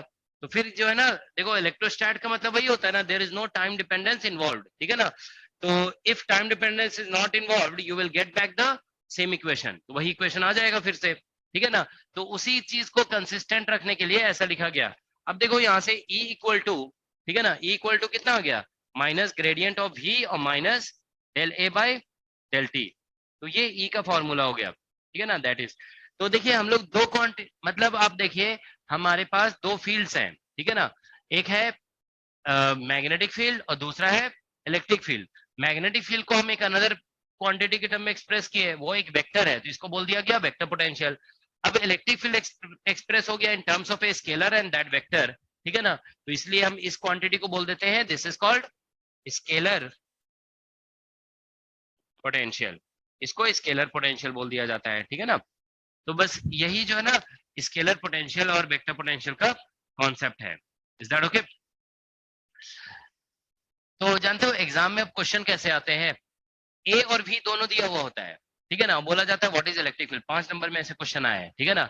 ए भी गिवन है और वी भी गिवन है, ठीक है? तो बस आपको क्या करना क्या है, यहाँ पे ए पुट करना है और वी पुट करना है। एक बार जानते हो नेट एग्जाम में ऐसा क्वेश्चन आया तो उसमें कुछ करना ही नहीं था, बस एक ही काम करना था, टिक करना था उसमें, ठीक है? इतना इतना ईजी था, ठीक है? जानते हो कैसे? देखो हम अभी क्वेश्चन दिखाएंगे ना तो समझ में आएगा। देखो क्वेश्चन दिखाते हैं, मतलब जानते हो पोटेंशियल 0 दिया हो, देखो जब भी पोटेंशियल नहीं दिया हुआ रहेगा ना, ये पोटेंशियल इज ये स्केलर पोटेंशियल नहीं दिया हुआ है तो इसको हम लोग 0 मान लेंगे, ठीक है ना? तो किसी क्वेश्चन में भी मान लो एक दिया हुआ है दूसरा नहीं दिया हुआ है, तो दूसरा नहीं दिया हुआ है तो आप वहां पे लिख तो नहीं सकते हो ना कहीं से, उसको 0 ही मानना पड़ेगा, ठीक है ना? तो देखो हम दिखाते हैं एक क्वेश्चन है। आप लोग देखो एक टॉपिक होगा इसमें इलेक्ट्रोमैग्नेटिक पोटेंशियल करके, पोटेंशियल एंड फील्ड्स करके है ना टॉपिक एक, देखो टॉपिक, मतलब कभी कभी जानते हो इन सभी टॉपिक से बहुत ही इजी क्वेश्चंस पूछे गए हैं, ठीक है? देखो यहाँ पे अभी दिखा रहे हैं, देखो एक क्वेश्चन नंबर है 11 नेट 2000,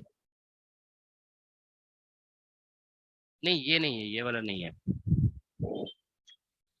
12 वाला है, 12 वाला, हाँ 12 वाला क्वेश्चन है, 12 नंबर क्वेश्चन। देखो सभी को दिख रहा है क्वेश्चन, इस पोटेंशियल एंड फील्ड टॉपिक का क्वेश्चन नंबर 12 क्या लिखा हुआ है?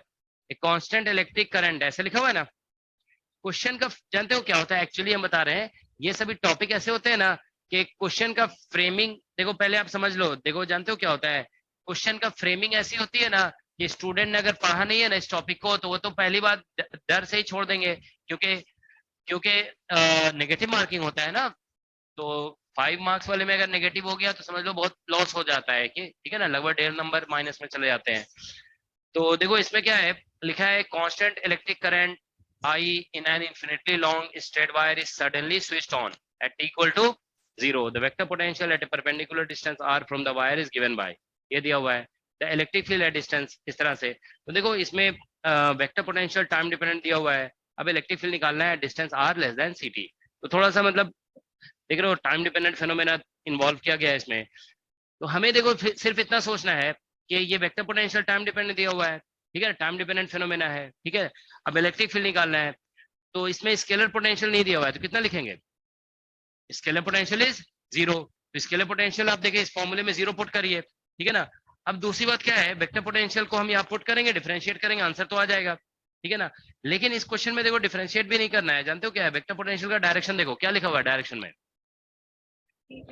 के कैप। अब बताइए डिफरेंशिएट करोगे तो के कैप का तो के कैप ही रहेगा ना, वो तो चेंज नहीं होगा। इसका मतलब इलेक्ट्रिक फील्ड में क्या आएगा? के कैप आएगा। अब देखो इलेक्ट्रिक फील्ड में के कैप किस में है? डी ऑप्शन में, ठीक है ना, बस, ठीक है, तो डी ऑप्शन आ गया आंसर इसका, ठीक है ना, समझ में आया ना। देखो सिंपल सा लॉजिक है, देखो कि ए वेक्टर को हम फॉर्मूले में, देखिए आप इस फॉर्मूले में हम ए वेक्टर को पुट करने वाले हैं। अब ए वेक्टर में के कैप लिखा हुआ है, आप इसको पुट करके डिफरेंशिएशन कुछ भी करो, के कैप कभी भी चेंज होगा ही नहीं, के कैप का के कैप ही रहेगा, तो हम आंसर इसको डिफरेंशिएट क्यों करेंगे, डायरेक्ट आंसर डी ऑप्शन है, ठीक है ना। देख रहे हो ना, लॉजिक बेस्ड क्वेश्चन है ना, इसमें कोई डिफरेंशिएशन वगैरह करने की जरूरत नहीं है, डायरेक्ट आंसर हो गया, ठीक है ना। तो आप ये लिख दोगे यहाँ पे क्वेश्चन नंबर 12 में, ठीक है ना, ए वेक्टर कंटेन्स, इसमें v0 लिख देंगे, ठीक है ना, कंटेन्स के cap, so electric field will also contain के कैप, तो इसलिए डी ऑप्शन करेक्ट हो गया, ठीक है। तो ये डी ऑप्शन, ठीक है ना, बहुत ही डायरेक्ट हो गया ना क्वेश्चन ये, ठीक है। तो डी, अब उससे पहले वाला क्वेश्चन देखो, आप उससे पहले वाले क्वेश्चन को देखोगे ना, तो उसमें ए वेक्टर दिया हुआ है, बी निकालने के लिए बोला गया है, तो कोई प्रॉब्लम नहीं है, बस ए वेक्टर दिया हुआ है, बी को यहाँ पुट करो, कर निकाल दो, आंसर आ गया। ये सभी जानते हो 5 मार्क्स के क्वेश्चन हैं, ठीक है ना, तो उसको करके देख लोगे, ठीक है ना। 11 नंबर में ऐसे ही है ना, देखो अभी करा नहीं रहे हैं, ठीक है, उसको आप लोग कर लोगे खुद से। देखो 11 नंबर क्वेश्चन में क्या दिया हुआ है, consider infinitely infinite conducting sheet in XY plane with time dependent current, ठीक है ना, vector potential is given by, ये दिया हुआ मैग्नेटिक फील्ड निकालना है। पहले जानते हो थोड़ा सा लैंग्वेज जो बोला जा रहा है ना, कि consider an infinitely conducting sheet in XY plane with time dependent current density. अब मान लो किसी ने इन्फिनिटली शीट के बारे में पढ़ा नहीं होगा, तो पहले ही सोचेगा कि इन्फिनिटली शीट आ गया और साथ में टाइम डिपेंडेंस भी आ गया, ठीक है ना। ये सब कुछ नहीं सोचना है, बस हमें देखना है कि ए दिया हुआ है और निकालना क्या है, बी, ठीक है ना, बस कुछ कर निकालो, आंसर आ जाएगा, ठीक है ना। तो ये हो गया, ठीक है ना। तो इस तरह के क्वेश्चन देखिए बेसिक पूछे जाते हैं एग्जाम में, ठीक है। अब हम लोग नेक्स्ट देखिए, तो एक बार और जानते हो एक क्वेश्चन पूछा गया नेट एग्जाम में जिसमें ए और बी अलग अलग दिया हुआ था, ठीक है ना, और तो उसको बस वैल्यू पुट करना था और दोनों दिया हुआ था ए और बी, ठीक है ना, तो उससे फिर आंसर आ रहा था। इसमें एक पॉइंट आप ये नोट कर लोगे, देखो इसमें कि ए और बी जो है ना, ए वेक्टर, अच्छा एक क्वेश्चन पहले हम पूछ रहे हैं, ठीक है, उसको ये बताओ आप लोग, ठीक है ना। मान लो मॉडुलस ऑफ ए और बाय मॉडुलस ऑफ भी, इसका हम डायमेंशन निकालते हैं, ठीक है ना, डायमेंशन मतलब ऐसे लिख देते हैं, व्हाट इज डायमेंशन ऑफ, इसका डायमेंशन क्या है ये बताना है। समझ रहे हो, डायमेंशन मतलब जैसे लिखते हैं ना लेंथ टाइम, इसके टर्म में, देखो जरा बताओ क्या आंसर आएगा, what is dimension of this. ये बेसिक क्वेश्चन है, देखिए आप लोग कभी कभी डायमेंशन का क्वेश्चन भी आता है ना एग्जाम में, ठीक है ना, थोड़ा सोचो समझ में आ जाएगा। Dimension of a by v, scalar potential और vector potential. Sir 1 by speed inverse का डायमेंशन, 1 बाय स्पीड इनवर्स, देखो जरा क्या रहा है,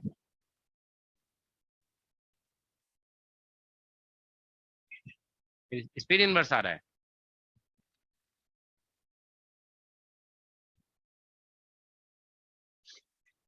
what is dimension of this, हम ये पूछ रहे हैं क्वेश्चन। देखो इसमें जानते हो क्या होगा, इसका आंसर जानते हो ऐसे किया जाता है, ठीक है ना, आपके सामने है सॉल्यूशन, देखो इसका आंसर जो है ना आपके सामने है, देखिए इसमें क्या है, नहीं ये लोग सही बता रहे हैं, 1 बाई स्पीड इनवर्स होगा शायद, ठीक है ना। देखो ये जो दो टर्म है ना, अब देखिए इसमें v है और इसमें क्या है, a है, और दोनों आपस में ऐड किया हुआ है या सब्ट्रैक्ट किया हुआ है जो भी है, ठीक है ना, तो इन दोनों का डायमेंशन सेम होगा, तो ऐसे लिखोगे dimension of grad a, sorry grad v, और इज इक्वल टू हो जाएगा dimension of del a by del t।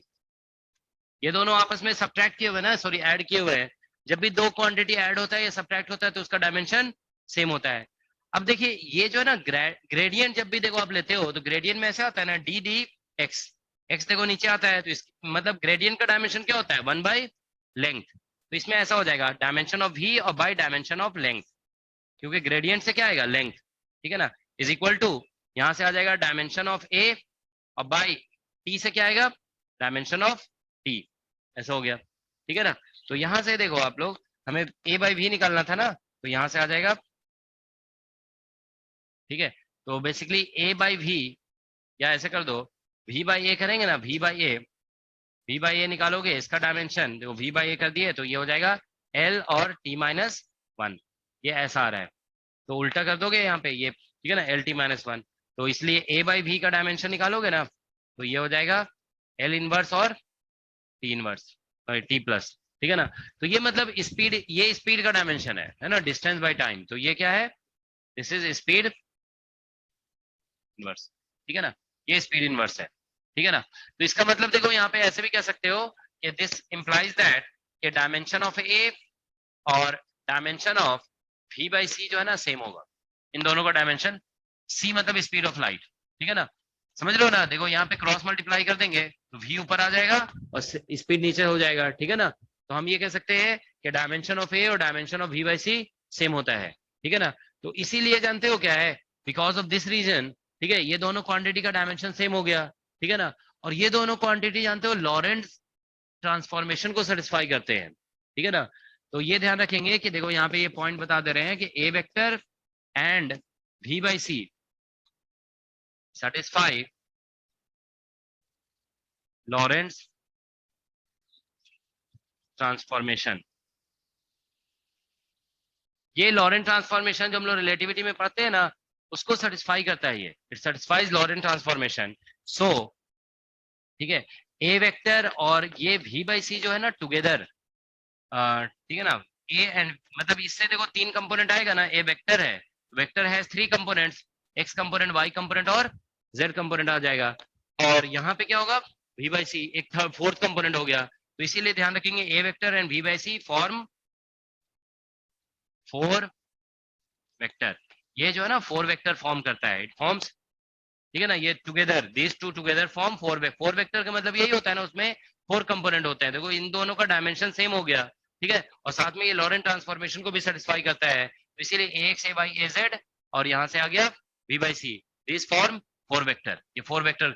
तो जानते हो एक बार क्या हुआ, नेट एग्जाम में क्वेश्चन आया था, ठीक है, उसमें दिया हुआ था तो ये 4 वेक्टर कहलाता है, सो 4 वेक्टर फॉर्म करता है और इसको बोलते हैं 4 पोटेंशियल, ठीक है ना, इट इज कॉल्ड 4 पोटेंशियल, इसको 4 पोटेंशियल बोल दिया जाता है। तो एक बार जानते हो नेट में जो क्वेश्चन आया ना, वो ऐसा आया कि 4 पोटेंशियल के कंपोनेंट्स दे दिए गए थे। तो 4 पोटेंशियल के कंपोनेंट देने का मतलब क्या हुआ, 3 कंपोनेंट ए वेक्टर के कंपोनेंट होंगे और एक कंपोनेंट V बाई सी होगा, और फिर बोला गया इलेक्ट्रिक फील्ड निकालिए। तो पहला 3 कंपोनेंट जो होगा वो ए वेक्टर हो गया, और लास्ट वाला कंपोनेंट से क्या मिलेगा, V बाई सी, ठीक है। तो मतलब ए भी निकल गया उससे और V बाई सी भी निकल गया, ठीक है ना। तो बस उसको फिर वापस यहाँ पे पुट करना है, ठीक है ना, इस रिलेशन में E equal to minus grad V और minus del by del T, तो from there you get the electric field, ठीक है ना। तो इसको हम लोग बोलते हैं इलेक्ट्रोमैग्नेटिक पोटेंशियल, ठीक है ना, this is called electromagnetic potential. Okay, अब हम लोग देखिए नेक्स्ट लिखने जा रहे हैं, ठीक है, मैक्सवेल्स। अभी हमारा टॉपिक चल रहा है इलेक्ट्रोमैग्नेटिक पोटेंशियल, फिर इसके बाद इंट्रोड्यूस करेंगे गेज ट्रांसफॉर्मेशन, ठीक है ना। तो देखो Maxwell's equation in terms of electromagnetic potential,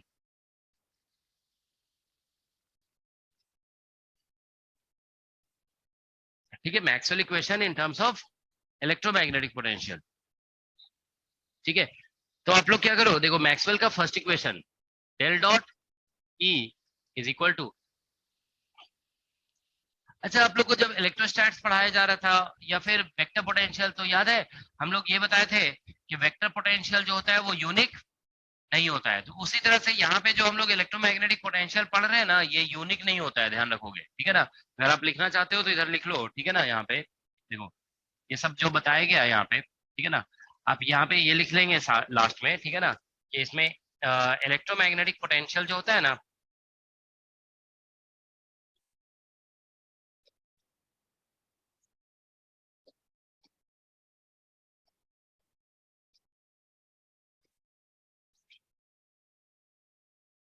not unique, ये हम लोग पहले भी डिस्कस कर चुके हैं कि ये यूनिक नहीं होते हैं पोटेंशियल, मतलब इन सभी पोटेंशियल को आप मॉडिफाई कर सकते हैं, you can modify this potentials, is that okay. So these are not unique, okay, ठीक है। अब आप वापस आते हैं इस पे, ठीक है। देखो यहाँ ई का वैल्यू अब जो निकाला ना उसको पुट करो यहाँ पे, तो पुट करो यहाँ पे, इलेक्ट्रिक फील्ड कितना निकला हमारा, माइनस ग्रेडियंट ऑफ V, और minus del A by del t. ये इलेक्ट्रिक फील्ड का वैल्यू देखो पुट किया गया यहाँ पे, अभी अभी जो हम लोग निकाले थे, ग्रेड वी और minus del A by del T is equal to क्या है, रो बाई एप्सिलॉन नॉट। ठीक है ना। तो यहां से देखिए डेल डॉट डेल क्या हो जाएगा, माइनस, इसमें ऐसे लिख दोगे d d t of is equal to rho by epsilon naught. ये तो ये बन गया Maxwell first equation in terms of electromagnetic potential. ठीक है ना, ए भी आ रहा है और वी भी आ रहा है। ठीक है ना। तो अगर देखो यहाँ पे if we take divergence of A is equal to 0, अगर हम इसको 0 ले लेते हैं, ठीक है ना, तो फिर हमारे पास क्या आ जाएगा, del square V is equal to minus rho by epsilon naught. ये आ जाएगा ना, देखो इसको 0 लेते हैं हम लोग, if we take this equal to 0, ठीक है ना, तो इससे क्या क्या मिल जाएगा, del square V equal to minus rho by epsilon naught. इसको क्या बोलते हो आप, पॉइसन इक्वेशन, है ना, पॉइसन इक्वेशन। ठीक है ना। तो ये पॉइसन इक्वेशन आ गया। ठीक है। तो देखो कभी एग्जाम में जानते हो ऐसा क्वेश्चन आ सकता है कि Maxwell equation reduces to Poisson equation under what condition. तो अंडर क्या कंडीशन है, del dot A equal to 0। तो ये एक कंडीशन है ना, देखो ये बेसिकली एक कंडीशन हमने लगाया कि अगर divergence of A 0, okay, gauge condition,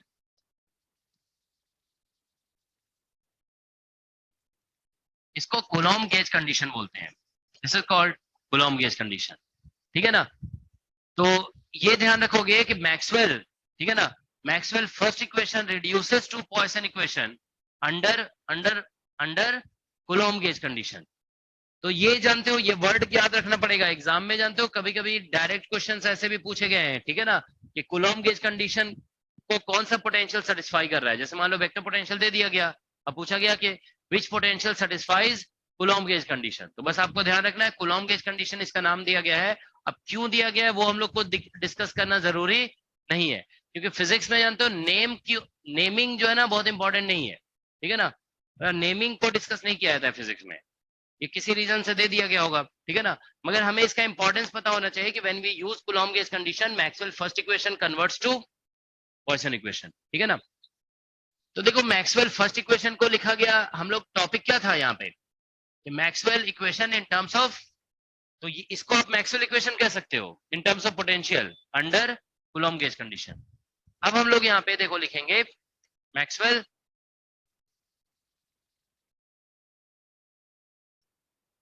fourth equation.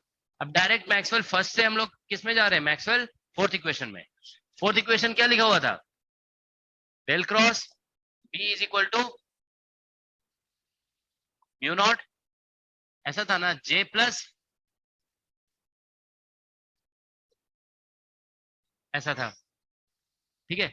अच्छा ये कोई बता सकते हो हम लोग सेकंड और थर्ड क्यों नहीं डिस्कस कर रहे हैं, वाई मैक्सवेल। जैसे हम लोग टॉपिक तो हम लोग यही लिखे थे ना, मैक्सवेल, देखो टॉपिक हमारा था Maxwell equation in terms of electromagnetic potential. क्या इस सेकंड और थर्ड, और कोई रीजन बता सकते हो why we are not discussing second and third equation.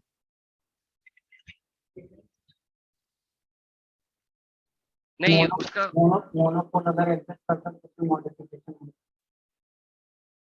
Actually जानते हो सेकंड और थर्ड इक्वेशन अगर यूज भी करोगे ना, जैसे मतलब वो फिर भी तो कन्वीनियंट इक्वेशन है ना। देखो हम लोग पहले डिस्कस किए थे, याद है ना, कि मैक्सवेल इक्वेशन एक्चुअल में 4 इक्वेशन, कितने 6 इक्वेशन है, 6 इक्वेशन है। ठीक है ना।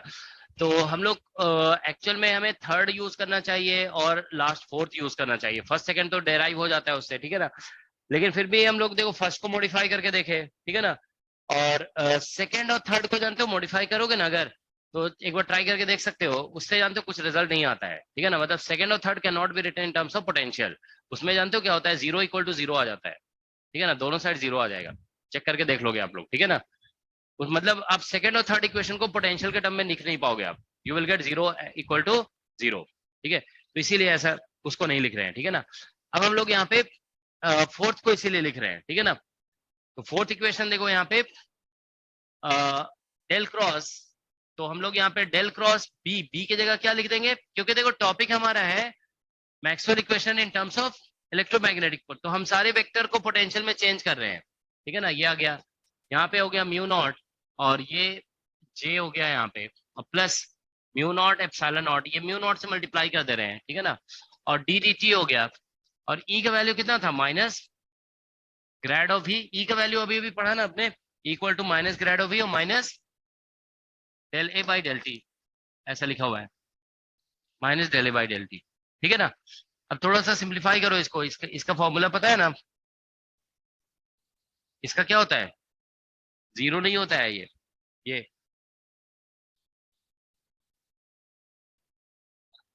Del dot A minus del square. हाँ, ये पहले भी तो यूज हुआ है ना मैक्सवेल इक्वेशन, जब हम लोग निकाल रहे थे उसमें ये ऐसा होता है, डेल और डेल डॉट ए और माइनस डेल स्क्वायर ए, ऐसा होता है, ठीक है ना। डेल डेल डॉट ए और माइनस डेल स्क्वायर ए, ये हम कई बार डिस्कस कर चुके हैं क्लास में, है ना। जब Maxwell equation, sorry wave equation जब डेराइव कर रहे थे ना, प्लेन इलेक्ट्रोमैग्नेटिक वेव जब डिस्कस कर रहे थे, ठीक है ना, उस टाइम भी आया था ये, उसमें आया था ना ऐसा डेल क्रॉस ई और डेल क्रॉस बी, तो उसमें भी आ जाता है, ठीक है ना। तो ये देखो म्यू नॉट जे हो गया और plus mu naught epsilon not, ठीक है ना, सॉरी माइनस हो जाएगा यहाँ पे, ठीक है ना। देखो म्यू नॉट, ये वाले टर्म को डिफरेंशिएट कर रहे हैं, ठीक है ना, तो ये देखो म्यू नॉट एप्सिलॉन नॉट, और यहाँ पे क्या आ जाएगा, या फिर इसमें पहले लिख दो, ठीक है। तो देखो ये डी डी टी हम इसमें लिख दे रहे हैं और ग्रेडियंट कॉमन ले रहे हैं, ठीक है ना। वी आर टेकिंग ग्रेडियंट, पहले ग्रेडियंट लिख दे रहे हैं, ठीक है ना, और बाद में डीवी बाई डी टी ऐसे लिख रहे हैं, और फिर म्यू नॉट एप्सिलॉन नॉट, और ये हो जाएगा d two A by d t square, ऐसा आ जाएगा, ठीक है ना। तो देखो ये इक्वेशन थोड़ा सा कॉम्प्लिकेटेड है ना, देखो एक्चुअली जानते हो ये जो कंडीशन हम लोग इम्पोज करते हैं ना, कंडीशन को लगाने से क्या होता है कि इक्वेशन सिंप्लीफाई हो जाता है। जैसे इस इक्वेशन में भी देखिए, इस इक्वेशन में भी था और ए भी था, तो ये एक पार्शियल डिफरेंशियल इक्वेशन है इन terms of two types of dependent variable, तो ये काफी कॉम्प्लिकेटेड हो गया ना इक्वेशन, ये बहुत ही समझ लो कि कॉम्प्लिकेटेड इक्वेशन है, इसको सॉल्व कर पाना बहुत डिफिकल्ट है। जब हमने एक कंडीशन लगा दिया कि डाइवर्जेंस ऑफ ए जीरो है, अब आप देखो एक क्वेश्चन आप ये पूछ सकते हो कि हम कैसे कह सकते हैं कि डाइवर्जेंस ऑफ ए जीरो है, तो जानते हो एक्चुअली ए जो है ना यूनिक नहीं होता है, ए इज नॉट यूनिक, तो हम लोग क्या करेंगे कि अपने कन्वीनियंस के अकॉर्डिंग हम ए को ऐसा चूज करेंगे ना, हम वो उस तरह का ए चूज करेंगे जिसका डाइवर्जेंस, क्योंकि तो जानते हो मतलब अगर कभी आपसे पूछा जाए ना कि आप कैसे ये कह सकते हो कि डाइवर्जेंस ऑफ ए जीरो है, तो आप बोल सकते हो since A is not unique so we will always choose such value of a for which divergence is zero, तो हम लोग डाइवर्जेंस को जीरो बना रहे हैं, ठीक है ना। तो इसका फायदा क्या हुआ कि डाइवर्जेंस जीरो करने से ये इक्वेशन काफी सिंप्लीफाई हो गया, और ये एक तरह से हमारे लिए फेमिलियर इक्वेशन भी है। तो जानते हो इसका एक बहुत बड़ा एडवांटेज है, देखो ये इक्वेशन इलेक्ट्रोस्टैट्स में भी यूज होता है, समझ लो ना, इट इज यूज्ड इन इलेक्ट्रोस्टैट्स, लेकिन अभी हम इलेक्ट्रोस्टैट्स डिस्कस नहीं कर रहे हैं। तो इसका मतलब जानते हो क्या है कि आप इलेक्ट्रोस्टैट्स के रिजल्ट को इलेक्ट्रोमैग्नेटिक थ्योरी में भी अप्लाई कर सकते हो, that's what this equation is telling you, ठीक है ना। मतलब इलेक्ट्रोस्टैट जैसा जो रिजल्ट होगा ना, उसी तरह का रिजल्ट हम कहाँ लगा देंगे, इलेक्ट्रोमैग्नेटिक थ्योरी में भी, तो ऐसा किया भी जाता है, समझ गए ना। जैसे आप देखोगे पोटेंशियल के लिए ये इक्वेशन किसके लिए है, पोटेंशियल के लिए, ठीक है ना, ये फील्ड के लिए नहीं है, पोटेंशियल के लिए ऐसी बात की जा सकती है। तो इसी कॉन्सेप्ट से जानते हो रिटार्डेड पोटेंशियल का कॉन्सेप्ट आया है, क्योंकि यहां से पता चल रहा है ना कि देखो इलेक्ट्रोमैग्नेटिक थ्योरी में वापस क्या आ गया, इलेक्ट्रोस्टैट का इक्वेशन। तो इसीलिए जानते हो रिटार्डेड पोटेंशियल में आप देखोगे कि हम लोग इलेक्ट्रोस्टैट के पोटेंशियल का ही फॉर्मूला लगा देते हैं विद स्लाइट मॉडिफिकेशन, ठीक है ना। तो अब देखो यहाँ पे फिर से वही बात आ गई, ये इक्वेशन देखने में कितना कॉम्प्लिकेटेड लग रहा है, ठीक है ना। तो हम क्या कहेंगे कि ए और ये जो ए होता है और ये जो वी होता है ये यूनिक नहीं है, दिस आर नॉट यूनिक। तो हम ये एज्यूम कर सकते हैं कि हमने कुछ ऐसा भी चूज किया है या ऐसा ही ए चूज किया है कि कुछ टर्म इसके जीरो हो जाएंगे, ठीक है ना। तो इसमें देखो ग्रेडियंट इसमें भी है ना और ग्रेडियंट इसमें भी है, तो इसको आप इधर ले आएंगे, ग्रेडियंट वाले टर्म को कंबाइन करिए, तो यहाँ पे डेल डॉट ए और plus epsilon naught mu naught, और ये हो जाएगा del A by del T, ठीक है ना, is equal to minus del square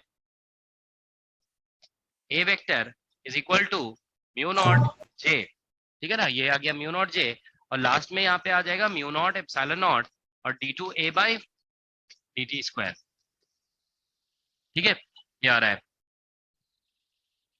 is that okay. कहाँ पे था डेल में, अच्छा हाँ, यहाँ पे del we by del t है, ठीक है ना। हाँ, इसको इधर लाओगे ना तो यहाँ पे del we by del t आ जाएगा, ठीक है ना। ये del we by del t है ना, ग्रेडियंट आपने कॉमन ले लिया, इसमें भी ग्रेडियंट था, इसमें भी ग्रेडियंट, तो डेल डॉट ए बच गया और ये म्यू नॉट एप्सिलॉन नॉट और यहाँ पे del we by del t है, ठीक है ना।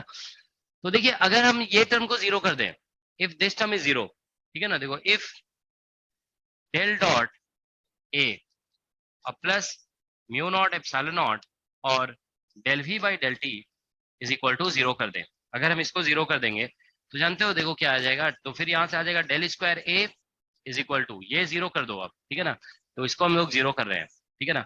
तो यहाँ से आ जाएगा देखो, ये माइनस साइन से मल्टीप्लाई कर देंगे इधर, इज इक्वल टू आ जाएगा माइनस म्यू नॉट जे और plus mu naught epsilon naught और d two A by d t square, ठीक है ना, ये रिजल्ट आ गया। तो देखो अगर हम वैक्यूम में डिस्कशन करें, इन वैक्यूम, इन वैक्यूम, तो del square A is equal to mu naught epsilon naught, और ये वैक्यूम में तो जे जीरो हो जाएगा ना, वैक्यूम मतलब कुछ भी नहीं है वहां पे, तो ये जे का वैल्यू जीरो हो जाएगा। तो यहाँ से देखो म्यू नॉट एप्सिलॉन नॉट और डी टू ए बाई क्या आ रहा है, D t square, is that okay. ये आप फेमिलियर इक्वेशन लग रहा है, क्या है ये, वेव इक्वेशन है ये, ठीक है ना, दिस इज वेव इक्वेशन, ठीक है ना, wave equation in terms of A vector, ये ए वेक्टर के टर्म में वेव इक्वेशन है। आपको याद है पहले हम लोग वेव इक्वेशन जो लिखे थे वो किसके टर्म में था, इलेक्ट्रिक फील्ड और मैग्नेटिक फील्ड के टर्म में, अब वेव इक्वेशन आ गया पोटेंशियल के टर्म में, ठीक है ना। तो हम देखो कह सकते हैं कि मैक्सवेल जो लास्ट इक्वेशन है ना, वो हमें वेव इक्वेशन दे सकता है इन terms of vector potential in vacuum, vacuum में वेव इक्वेशन मिल जाएगा, लेकिन अंडर व्हाट कंडीशन, कंडीशन क्या लगाया, ये देखो इफ किया ना यहाँ पे, ये कंडीशन है, दिस इज कंडीशन, तो ये जब कंडीशन लगाया जा रहा है तो वेव इक्वेशन मिल रहा है। तो जानते हो कुछ एग्जाम्स में ये पूछा भी गया है कि under what condition we get wave equation in terms of potential, ठीक है ना। तो आप देखो wave equation in terms of potential आ रहा है अंडर दिस कंडीशन, ठीक है ना। तो ठीक है, तो इसको हम लोग बोलते हैं, this is called Lorentz gauge condition, ठीक है, इसको लॉरेंस गेज कंडीशन कहते हैं। तो आप ये कह सकते हो कि Lawrence gauge condition leads to wave equation in terms of potential, और Coulomb gauge condition leads to, क्या कह रहे हो, आवाज क्लियर नहीं आ रही है, फिर से बोलो।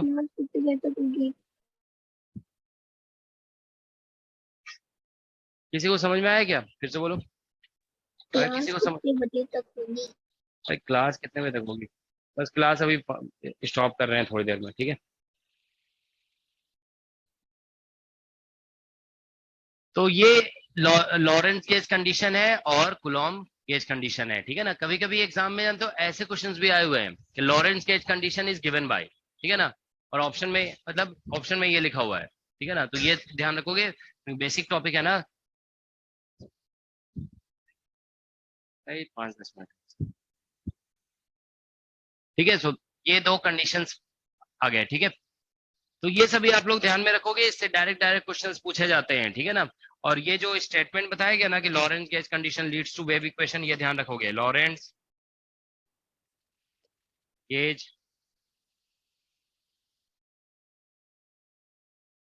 ये स्पेलिंग हम गलत लिख रहे हैं शायद, है ना, ऐसे होता है, GAU होता है गेज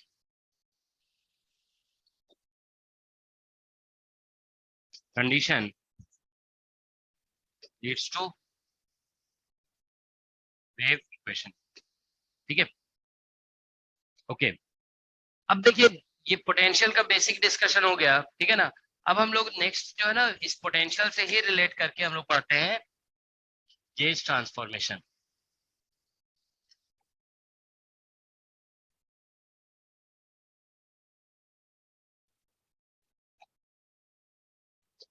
आप लोग को ये हम क्लासिकल में बस करें, 5 मिनट ये बस लिख देंगे गेज ट्रांसफॉर्मेशन, उसके बाद स्टॉप करेंगे, ठीक है ना।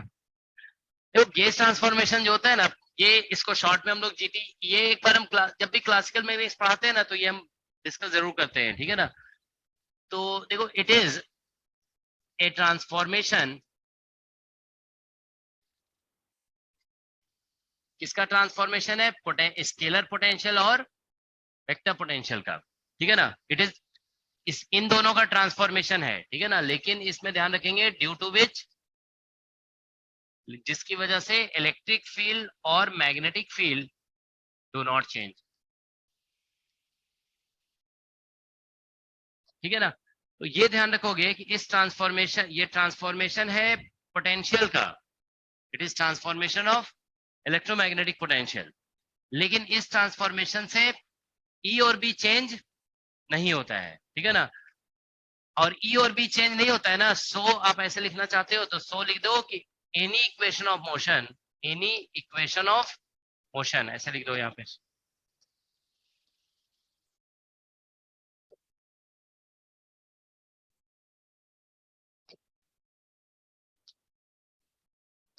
Doesn't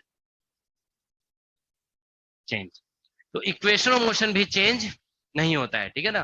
so any equation of motion doesn't change, alright. तो ये गेज ट्रांसफॉर्मेशन का बेसिक कॉन्सेप्ट है। ये क्लासिकल मैकेनिक्स में तो यही बात बोला जाता है ना कि इलेक्ट्रोमैग्नेटिक गेज ट्रांसफॉर्मेशन जब करते हैं तो इक्वेशन ऑफ मोशन चेंज नहीं होता है। ईएमटी में मेन फोकस इस पे होता है कि गेज ट्रांसफॉर्मेशन जब कर रहे हो तो ई और बी चेंज नहीं हो रहा है, ठीक है ना। तो देखो गेज ट्रांसफॉर्मेशन, शॉर्ट में इसको जीटी लिख रहे हैं, ठीक है ना, इज गिवन बाय, कैसे लिखते हो आप, ए और भी जो है ना वो ट्रांसफॉर्म हो जाता है ए डैश में और बी डैश में, ठीक है। हम लोग इस तरह से इसको ट्रांसफॉर्म करते हैं और ए डैश का जो फॉर्मूला है that is given by A plus gradient of some function of coordinate and time. और भी जो है ना, भी डैश जो होता है, मतलब ए और वी को आप ए डैश बी डैश में चेंज कर रहे हो, भी डैश जो होता है वो भी माइनस और del F by del t होता है। बस इसी को गेज ट्रांसफॉर्मेशन कहते हैं, दोनों जगह पे सेम फंक्शन यूज होता है, ठीक है ना। तो इसमें ध्यान रखोगे यहाँ पे प्लस है तो इसमें माइनस, और अगर यहाँ पे माइनस यूज कर दिया तो यहाँ पे प्लस हो जाएगा। इसमें एफ आर टी को हम लोग गेज फंक्शन कहते हैं,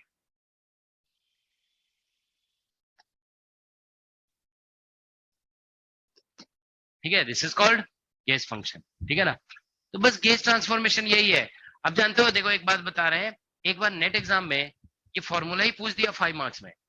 अब समझ रहे हो ना, ये फॉर्मूला ही पूछा गया था 5 मार्क्स में कि correct formula of gauge transformation क्या है। जानते हो ऐसा था कि कभी तो कुछ में दोनों में माइनस दे दिया, किसी में दोनों में प्लस दे दिया, ठीक है ना, इस तरह से दिया हुआ था।